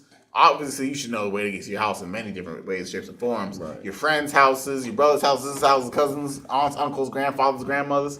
All learn the names and the routes and how you can get there in every form and fashion. Roadblocks might occur. Imagine a purge just set off. Right. Whew. I would love that day, car. But or char. But let's just I would love a purge. That would be so amazing. Because it's like I'm not gonna rob you, but I'm not gonna not win. Right. I gotta make sure I don't implicate myself. If I could say so, it wouldn't go the way that the oppressors think it would go. It's not gonna go the way that humanity thinks it's gonna go. Right. Like, I hate the Purge movies, but I love the concept. I love the movie. They're my movies. Well, I love the concept as long as it's not just like 24 hours. It has to be like Walking Dead aspects. You feel me? Where it's like Armageddon type of deal, which I would love zombies, but I'm going off course. You gotta prove a friend. Right. You gotta test how they are. You gotta see like their mannerisms, if they really about what they talk about, because a lot of people are just yes people. You understand? Like a lot of people at, let's say, your job, you faking the funk. You don't like nobody you work with, and you know it. You know it. You wanna know why? Because since when have you just went out, called them, and said, "Let's go get a beer"? Never. Never. You don't call none of them because it's all fake. Oh God. So why would you just assume the people you hang around are as real as you? And the crazy thing is that you might just be as fake as them. But that's not the topic. You got to prove a friend. Right. You understand? These brothers be proved in UPK. Wanna why? Because we put them to hell. Hell. You understand? If there was a camera on this man to my left, I'll be like, bruh, how is that OC spray? You understand? He had to get bear maced to be proved. You understand? He had to do 800 push-ups to get proved. 800 is just a random number because it was way more than that.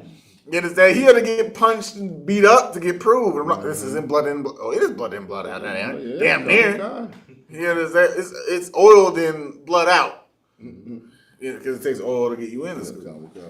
You understand? But he's proved a friend. I don't know. Yours is a little easy. I don't know about you. You know, obviously Telegram has an offense against you because it's trying to kick you off. You know, Telegram kicked him out of our group chats. Are you serious? On its own. I'm back here. That's spiritual. That's spiritual. Good night. Yeah, for real, that's spiritual. Let's watch it. Keep an eye on this man. And he's Shamar. It's crazy word. He gonna let all his lives in. All right, but that you gotta prove a friend. You understand? You gotta test them, try them, the same way you should do anybody. Are they trustworthy enough to keep around me, let alone me and my family? Right. You understand? Because people be like, well, respect. Like, people be like, trust is earned and then you can lose it. No. Find me one cab driver I'm okay with putting my wife in the car at 12 o'clock at night. Right. To drive across the city. Right. None. Baby girl, I'll pick you up. Right. You feel my point? It's, you're how far? 45 minutes? I got you.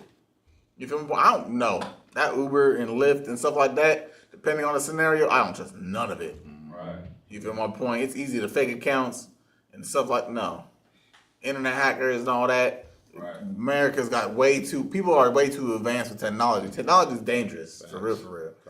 You feel me? So you got to be smart enough not to put yourself or your loved ones in predicaments. You got to trust the people. You really got to trust the people around you. Look at people in the world. They getting their wives knocked down by their best friends since high school. Since high school. Oh, God. And then she come home and kiss you in the mouth, knowing damn well she just ate your bro up. You got to prove a friend in this world. Right. Keep reading. And be not hasty to credit him. My point, we want to give people that just do one nice deed and call him Christ. Like these people, they do a kind act. Fine. I do kind acts at work. I get paid for it. You feel my point? Right. Like these Uber drivers, Lyft drivers, they get paid for the work they do. Don't credit them. You understand? Just because you lost your wallet and they returned it to you doesn't mean they're not going to use that as a way to figure out how much money you got in your house. Right. You feel my point? I could return a wallet tomorrow. If I was about that life, you might be the next hit. You can't just trust somebody off of one good deed. Right. They got to be a continual good deed given people. You feel my point? Read. Verse 8. For some man is a friend for his own occasion. Say what? For some man is a friend for his own occasion. You understand? Some people are friend for their own benefit. To my point, that's what Happy's was. for us in the school. Mm-hmm. You know what I'm saying? They were a friend for their own benefit. Because guess what? If they keep us coming, everyone knew who the hell we were. Right. If we keep flooding their stove and only getting $20 fifths instead of $40 fifths, guess what people are gonna do? Come in and buy the $40 fifths. Because they see us walking out with 8 bottles. You know how the UPK do. When we get together, we get together. Right. But at the end of the day, they want the same way we use them for the half-off bottles. They could have used us for the promotion of their full-price bottles, Right. or their overpriced bottles. Right. You feel my point? We all know. You see how black people have celebrated it. They hated that stove. Black people hated that stove. But guess what? We never saw animosity about it. When I mean animosity, I mean towards us directly. Right. We saw how it was for the people. They were friends on occasion when it benefited them. You know, of course, we knew who they were. They're Arabs. Right. They just eating the gross income of our people. But at the end of the day, we utilize that, but that doesn't mean people can use each other two-way. You can use someone, and they can benefit off of the usury as well. It's a mutual exchange. That's what they were basically doing with us, using us for our foot traffic and how much we purchased. But really, we didn't purchase anything. But then people behind us came and purchased the real thing in the same quantity we did it. Right. So really, they just doubled all the way up. You feel my point? Oh, Because really, if they were giving it to us half off, they were ringing it up as full price because it has to be on their numbers, right? And if that's the case, they had to equal that out. Right. By what? Overpricing the regular bottles to the average folk. That's how you launder money. You understand? Right. That's literally how you launder money. That's how you are a friend on occasion. Like they only doing it for the benefit of their personal interest. Right. Keep going. Khan. And will not abide in the day of thy trouble. But they ain't gonna be there when you in need. They definitely not gonna be there in you in need. I don't even talk about heathen specifically.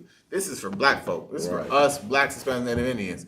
We don't support each other in need. We support each other in occasion. Right. You understand? Like, we only there for the mutual benefit. Oh, you want to go rob this brother? Yeah, we'll rob him. But then when you in trouble, guess what? Look what King Von's homies did. What did King Von's people do? Nah, what did King Von's homies do after he passed away? Oh, yeah, Khan. They raided his house and they kicked in the door of his crib and took everything they could. My point. They were friends on occasion. You understand? They weren't about that life. We all saw the tapes of what happened. They all fled. He turned around to bust back. Then he got hit. People fled. Then his friends went to him. They didn't stay in the formation and shoot back with him. They ran because they were there for the hype, the money, the drinks, the women, all that stuff. And the day after he passed away, guess what happened? They robbed his mansion. They robbed the place he had. Were they true friends? No. Why? Because if they were true friends and after he passed away, they would have let all the resources and all the money go to the people that he loved. His mom. I don't know if he had any siblings. His family. Sister. It went to his family, but the first thing they did was think about themselves. Because they were never in it for him. They were in it for the benefit that he provided. Right. You understand? And that's how almost all of our famous athletes, singers, rappers, and whatever the case may be, you see what's happening with the Diddy trial. You feel my point? Right. Everyone that was a part of it, they coming out because they need to get themselves what? Safe, get immunity, get lesser sentences, or whatever the case may be, because they all know they broke the law. Right. They all know they were doing things that was evil. But the only way to save themselves is to do what? You gotta give it to me, Raj. To throw other people under the bus. Right. Specifically Diddy. Right. Not saying he was anywhere justified. Right. He deserves the book. For real, at the end of the day. But that's the whole point.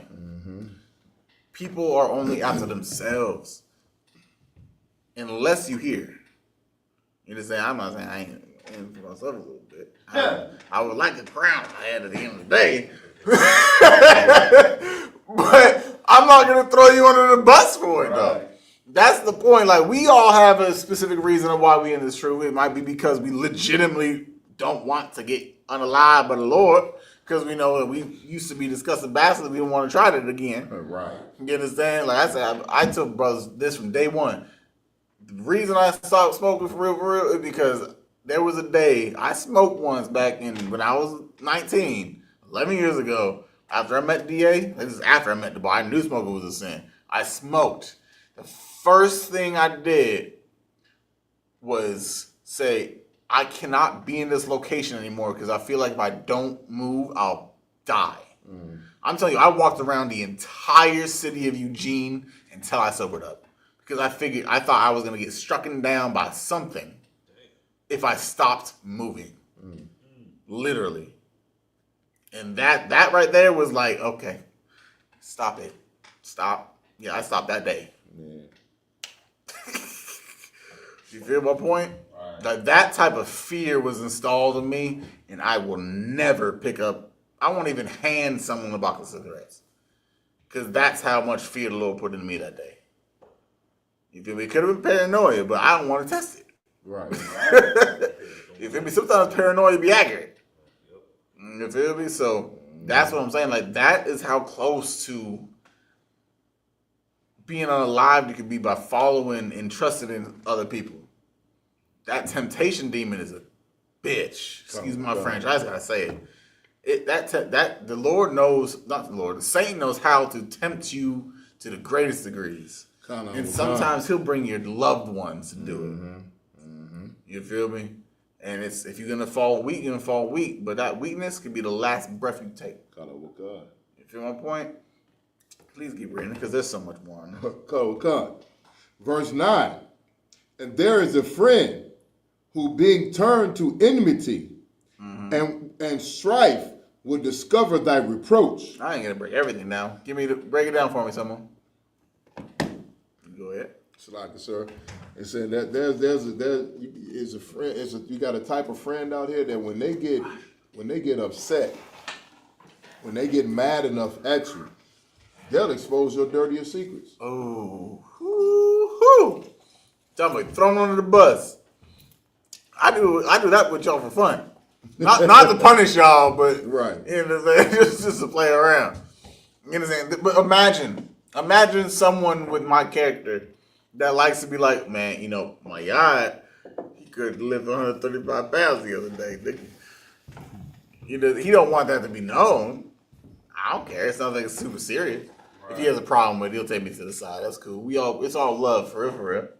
We play around. I know he can lift more than 135. I can say, yeah, that's don't somebody run up and get hurt. We all know you clothesline white bubble. Yeah, man. We've seen the Hebrew Academy cover. You should get a free new one for real.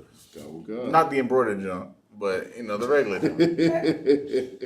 But at the end of the day, like with UBK, we know there's a line between fun and seriousness, right. Of course. I'm gonna joke around with brothers if someone takes it too far, it goes too far. We man enough and women enough in the sisterly aspect to know when to just talk to each other about it and hash it out. Right. We ain't no big deal. But when it comes to people in the world, they don't know how to count themselves accountable. You understand my point? Like, they will throw you under the bus to save themselves. That's why do you think, like, the first 48 exists? Or why do you think we had shows, I don't want to say shows, but they started to just release camera footage of people in the interrogation rooms at this point, which is crazy. But people, like, 6ix9ine basically got famous off of ratting people. Right. From one point, he just by throwing his peoples under the bus, saying, right. I was with them, but I ain't really with them. Mm-hmm. From one point, look at these other Israelite groups. They dropping off the map like flies to the lantern, are they not? It's like they just got one of those electric zapper that come in like the tennis bracket for him, and they just yachting him out the way. Hey, for real, for You real. feel my point? And it's really insane because it's like it's like every year one goes. That's the Lord. You feel me? In the year that the purple people go, that's the year. You feel me? We might have to have a celebration. There might be a new feast day in the next scripture. The day that the Pharisees perished. Right. It is that, because that's all they are. That's Pharisees. But keep going. It's like Carnival Khan. Verse 10. Again, some friend is a companion at the table and will not continue in the day of thy affliction. Meaning, and the last part is the part that I want to see if y'all got. And that, what is it?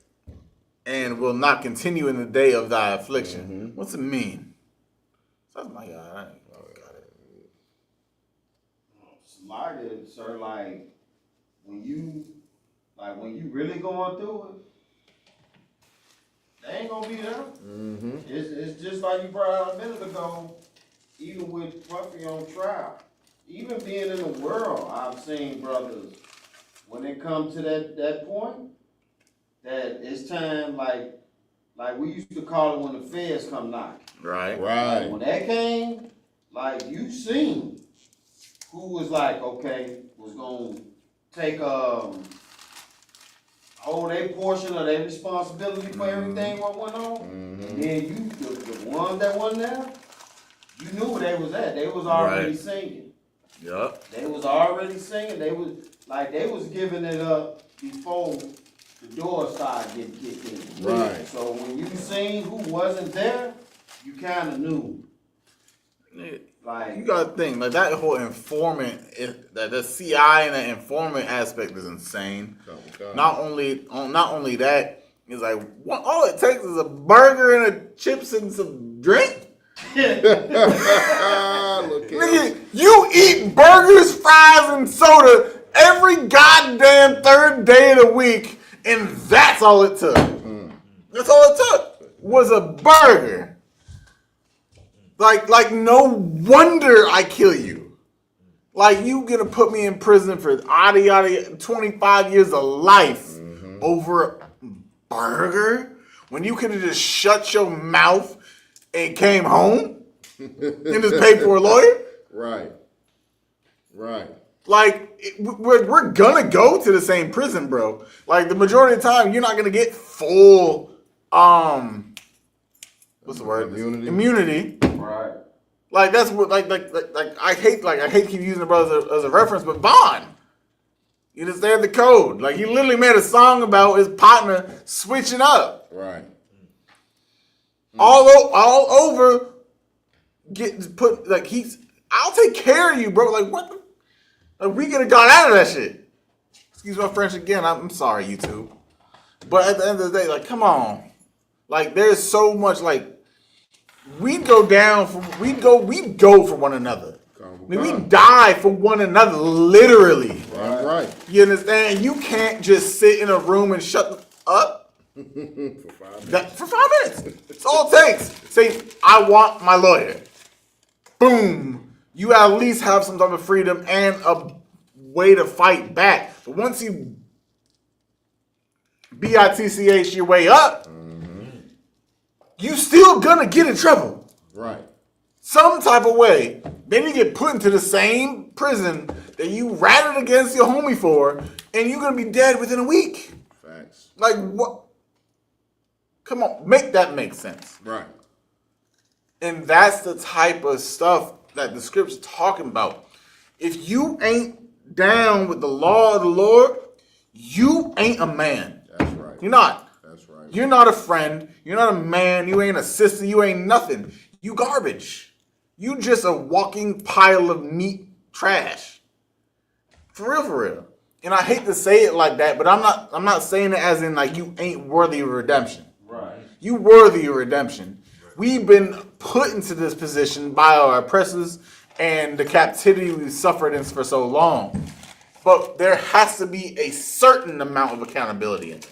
Right. You understand? Because actions are ours in ourselves. Of course, they're influenced. That's true. Of course, the things that we learned, grew up, seen, and been taught for 400 plus years has affected the way we talk, live, and abide by ourselves. However, it does not justify every decision you make. Right. You chose to murder this cat. Right. You chose to take this woman or man from their children. Right. You chose to take the children away from this man or this woman. You chose that. And you know it's wrong. There's no way you know in your mind that it's justifiable to put a gun to another black man's head and shoot. There's no way you can justify that. He killed my partner. I get it. You know who did it. You have proof. Let the authorities and someone that has the type of ability to do that. But once you do it, you a selfish ass brother. Right. You selfish. Wonder why? Because now you did the crime. Now your family suffered for it. That means you didn't love your family. You let your emotions, like a weak little woman would do, take control of what you should have not done. Emotions are a B.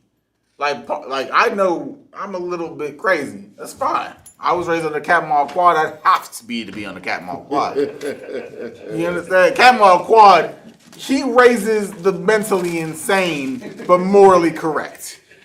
You understand? That's how Cat Mall Quad raises camps. Right. He takes the crazy niggas, but the moralistic brothers as well. Right. You understand? That's the point.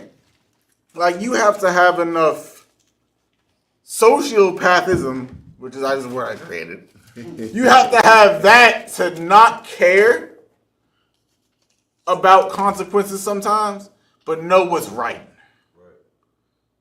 Even if I don't have the emotion of empathy or sadness or happiness or depression or anger or whatever the case may be, as long as you know what's morally correct, you have the properties to be a great human being.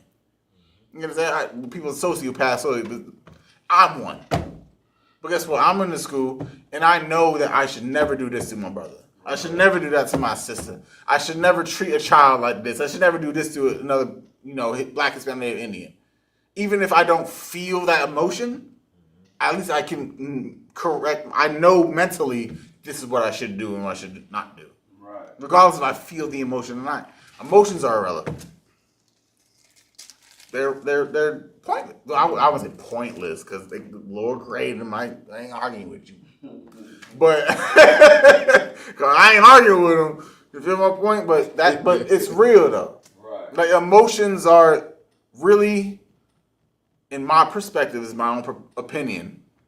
Emotions are just other obstacles to overcome. Right.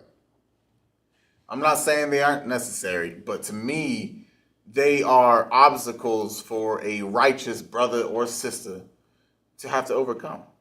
Like you're gonna have to overcome a point of sadness or anger that's gonna make you want to do something horrible. You're gonna have to overcome and refrain yourself from something happy that would be a sin upon the Lord. Right. You feel my point? Like, each emotion can cause a different action that would make you go against Him. Right. So they're just obstacles. They're things to conquer. If you can conquer your emotions every day, you'll be the most righteous man or woman on earth. When it comes down to just being, a human. Or Israel, I don't want to say on earth because that means greater than Christ. I hate that saying. But you see where I'm coming from. If you can conquer your anger, that's amazing. Conquer your depression and sadness, it's amazing. You can conquer the demon of happiness and ecstasy. Conquer the demon of lust. For the wrongful things, of course, because I'm gonna lust after we get out of this lab.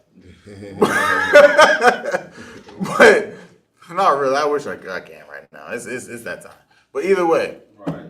yeah, like that, like, hey, Sly, for the kingdom, can we pray for no flowers? Can we pray for no flowers? Is that carnal? It's solidarity. Is that carnal?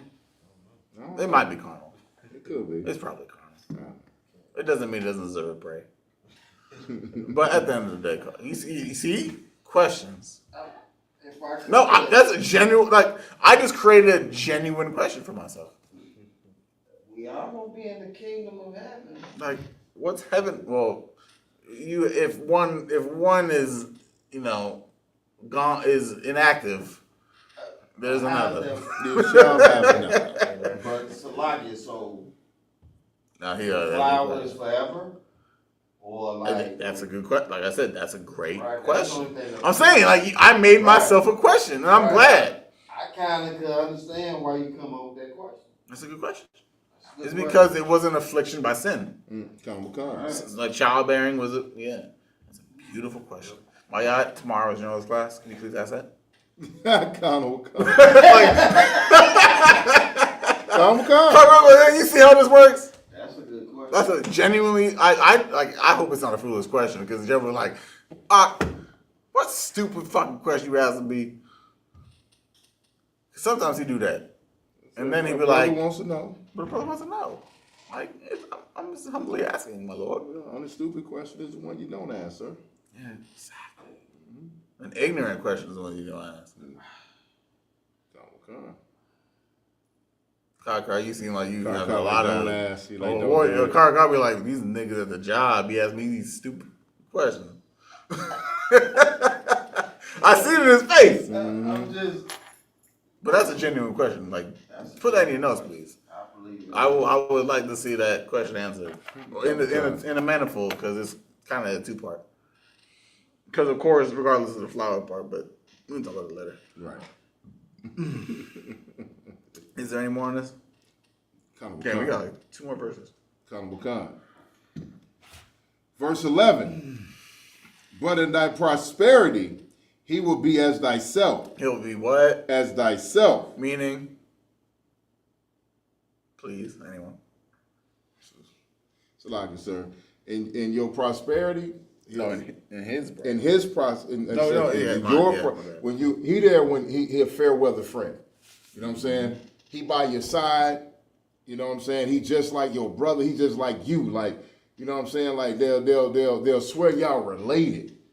You know what I mean? When you doing good, he your shadow. What's a precept that you can use in conjunction to this? Conjunction. Yeah, that was the word. I don't think none of y'all gonna get it. I know y'all won't get it. I know for a fact y'all ain't gonna get it. You got until my phone turns black. It's like 30 seconds, I think I have my phone set for. You ain't gonna get it. I promise you. Like, cause we're talking about a man that what? We're talking about a man that acts like you, Right. but really isn't you. Mm-hmm. What is a scripture that you can technically use as the word conjunction to this? Right. You ain't gonna get it. You ain't gonna get it.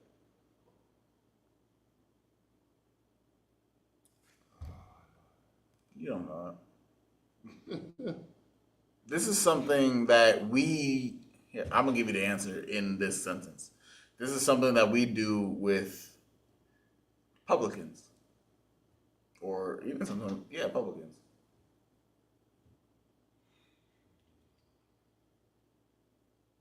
It's Paul. Scripture by Paul, which really don't lighten the load. All right, it's been 45. It's been a minute. It can change from a 7 to an 8. Be ye as the Gentiles are. How would that work? Y'all see where I'm going with it? Come on. Do you see where I'm going with that? Because we do what? We have conversations with the Gentiles and the publicans or whatever the case may be. Right. And sit with them, talk to them, sometimes act like them, to understand them, to break them down or whatever the case may be. You feel my point? But truly, what are we? Yes, against them. Right, against them. Like, do we not at our slaves act like them sometimes? Right. To get their trust, to handle what we gotta handle. And even in this, even with like when we at camp, whatever, and we talking to white man about maybe trying to get a boot kiss or something, do we not try to relate? Right. Do we not try to understand and get them to empathize? Right. That's what these fake friends do all the time. The entire time they just yes men, saying, "Oh yeah, yeah, it makes sense." You know how many times I say, "Yeah, that makes sense" to my oppressors when I don't agree with nothing. Yeah, It's like it's not lying, but it's like we slaves. Oh well, if I look at it from your retarded standpoint, yeah, of course it makes sense. Right. Because we're on the outside looking in, or whatever the case. For them, because we know their standpoint, okay, I see where you're going with this. Right. Oh, okay. Yeah. You feel my point? Like we talk to even brothers and sisters in the world like that. We become them to relate to them to get them comfortable to say stupid shit. Right? Same way scriptures say, be ye as a Gentile to them. Of course, I'm paraphrasing. It's not specifically in that phrasing. But it says, be ye as the Gentiles or some shit like that. If you see my point. I hope you see my point. Come. Largely, if I could, I do live. So I do it all day long. You see my okay, glad you see my point. But sometimes I be saying points is like, do these niggas really understand what I'm talking about? Because y'all be so unreactive. I'll be like, I just said like 5 points, and y'all's facial expressions didn't change a lick. You feel me? But let's get the last two, and we'll close it out. 12. Verse 12. If thou be brought low, he will be against thee, and will hide himself from thy face. Cowardism. You understand? That's literally every brother that left the school. Everyone. Every brother. You understand? They get shamed so bad they flee. You understand? Like, you gotta think. One of the brothers that was in second in command of one of these fake Israelite groups came into the school under Captain DeBar and I 10 years ago, back in Oregon. 10 years ago, became the second in command of the fake Israelite group. And finally turned against his camp. He turned against his camp leader not too long ago. You feel my point? Like, these brothers are so wicked, and he couldn't even I'm not like I'm saying, no names, no organizations. He left over a punishment of 50 push-ups. That's why he left us. Good night. For a 50 push-up punishment. 50 push-ups. 50. And it wasn't only him. I had them for push too. Nigga, what? My point. It wasn't just me and him. It was me and the entire camp. We got punished. It was, so be it. 50 push-ups. Nothing. I can't now. I was actually almost 50 push-ups one-handed. I'll be there in a second, card up. But literally, 50 push-ups made him leave the school, go join another Israelite group, became the second in charge of that organization, and that organization just fell off the map because they crazy work. And I'm saying it like this because they don't deserve the name is so disgusting. I don't want to say it on my mouth.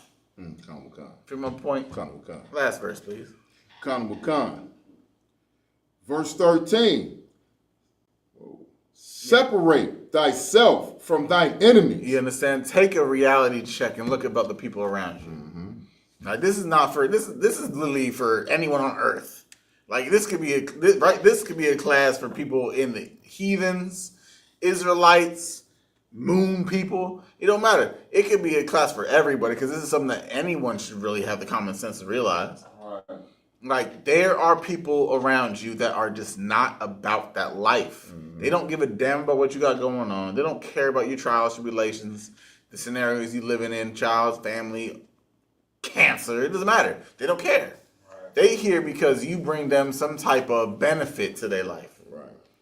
And they will abandon you at the drop of a hat.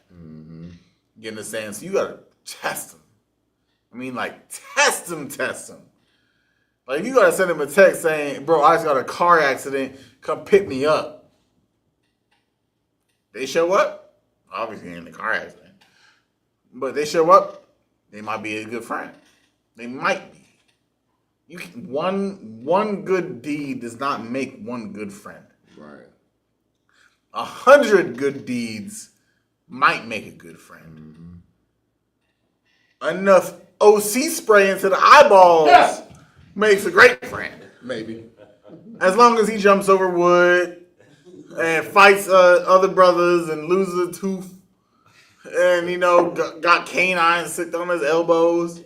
You know what I'm saying? That might make a friend. Maybe. You know what I'm saying? Because this nigga still ain't giving me gas money for when I take him to work. But, you know what I'm saying? Like I said, might be a friend. He still got some work on himself to work on. Right. You know what I'm saying? Meaning my gas tank. But other than that, it's cool. You understand? Last part. Khan. And take heed of thy friends. There are brothers and sisters out there on this earth that only care about you, Black, Hispanic, Indian. Right. They only give a damn about you. That's right. Because Commanding General Yohana was strong, brave, resilient, disciplined enough to fight against the oppression of an entire earth for your sake. Good night. The earth, I don't want to say world, because world is such a small matter when you know what the world means. Right. World just means a society. Right. Commanding General Yohana went against societies for your sake. You understand? That's why he gets to be the right-hand man of Christ right now.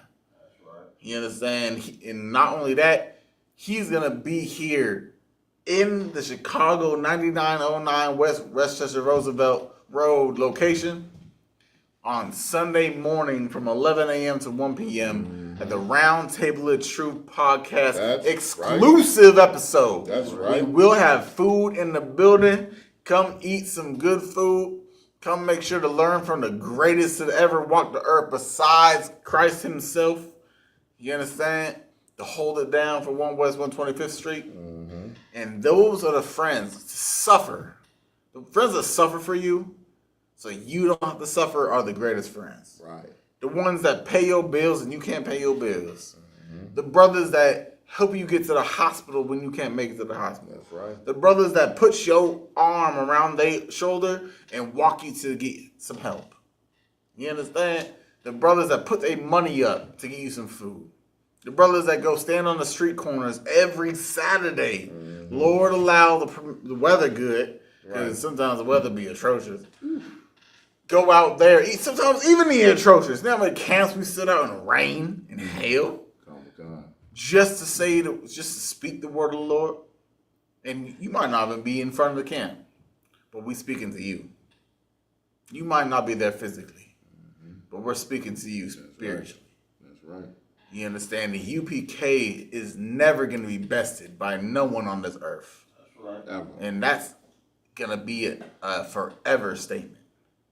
You understand? That's a oath, damn near, that the Lord took to the people of Israel. The UPK will never fail. Damn right.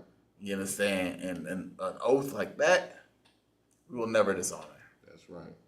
You understand? These brothers, these sisters, these generals, captains, officers, troopers, sisters, and even children. We got brothers getting raped, children fighting for rank at 14, 15 years old. Sons of men, daughters of men and women marrying strong priests of the Lord for the sake of the nation of Blacks, Hispanic, and Indians. There's nothing greater. Right. There's no one on earth that has proved themselves as a friend to the nation of Israel besides the UPK. Period. And that's why we here. That's why we dedicated 10, 15 plus 30 years the generals have been in this school. That's a dedication. That's a friend that's proved themselves. Is it not? When your friend turned their back for a burger, these men went homeless for you. Right. These men ate what's it called? Government cheese for you. You understand? Ate syrup sandwiches. slept on basement floors, cuddled with roaches, just so you can have a house. Right. Just so you can have a little bit of relief in this oppression that we live in. Like, I don't think brothers realize the things that we got it easy. We like the 8th, 9th generation in this school. Right. I've been here for 11 years and I'm not even a vet. Appreciate what you have. Right. And this is mainly to the brothers that are in the school. Appreciate what you got. If you were in the UPK, you brother or sister, you've been in here less than 2 decades. You are fortunate. I could have never imagined being in the school and then 98% of them dipped. And then the ones that hold it down was on one hand. The number one hand were the men that held it down. Slept in basements, leaky faucets, cockroaches, and sleeping bags and tents, and fought themselves up so you had a chance of salvation. The UPK generals, Commander Nahana, General Muhammad, General Mayak, Haas, Shaw Mark, Thumb, and Q, they the best friends that no other human on earth can have. Right. Because they proved themselves. And so did the captains of 13,000. So did the 10,000 captains. Officers of 500s. Officers of 1,000s, they need a little bit of work. 500s, you need a lot of work. 50s, there's so much work you need to be done, it's insane. Troopers, you just beginning. Right. And young men, I don't even want to, I'm sorry, because you're going to have to go through more than a lot. Because it becomes harder and harder to become a man in the UBK. Because the standard has been raised. Because men have sacrificed so much for your sakes and your souls, you got to own up to it. What is your soul? What is your soul? What is your soul worth to you? Right. What is it worth? Right. That's a question you have to ask yourself. So with that, we're the UPK under Commander Nahana, 1 West, 125th Street. This is Chicago, Illinois. Wednesday Scripture Breakdown class. Make sure to tune in to the Roundtable of Truth. Right. This coming Friday, as always, at 8 p.m. Central Time to, I don't know anymore. We don't have an ending time. It might go to 1 a.m. Right. You understand? Make sure to tune in on the Captain Mall Quad of the Commander Nahana. That's right. We will be holding camp downtown Michigan Ave. We will be having a lot of the Midwest regions come down. It's going to be a spectacular event at the Magnificent Mile. Make sure to show up. And then, you don't even deserve this for real. We have an exclusive round of the Roundtable of Truth this Sunday. That's right. This Sunday. I'm right. Guys, 4 days away. 4 days. Exclusive episode, 11 a.m. Central Time to 1 p.m. Central Time. And guess what? The man with the plan. The second hand of Christ. The one that is making sure that sacrifices be made. That you don't got to make as much as he do. Commanding General Yohana will be physically in the building in Chicago School at 9909 West Roosevelt Road, Westchester, Illinois. Here on an exclusive episode of the Roundtable of Truth. That's right. You understand? This Sunday. Y'all don't even deserve to be there. But guess what? We want you there because your soul is important to us. That's right. Your livelihood is important to the Lord. And we will do all the work. That's fine. All you got to do is just sit down in the class. That's it. Sit down in the podcast. Right. State your name. Say that you love the Lord if you truly do. And if you do, we'll recognize it. We'll test it. We'll burn it in fire and see if you're a man of honor or a woman of retribution. We'll see it. We have grits on deck. We got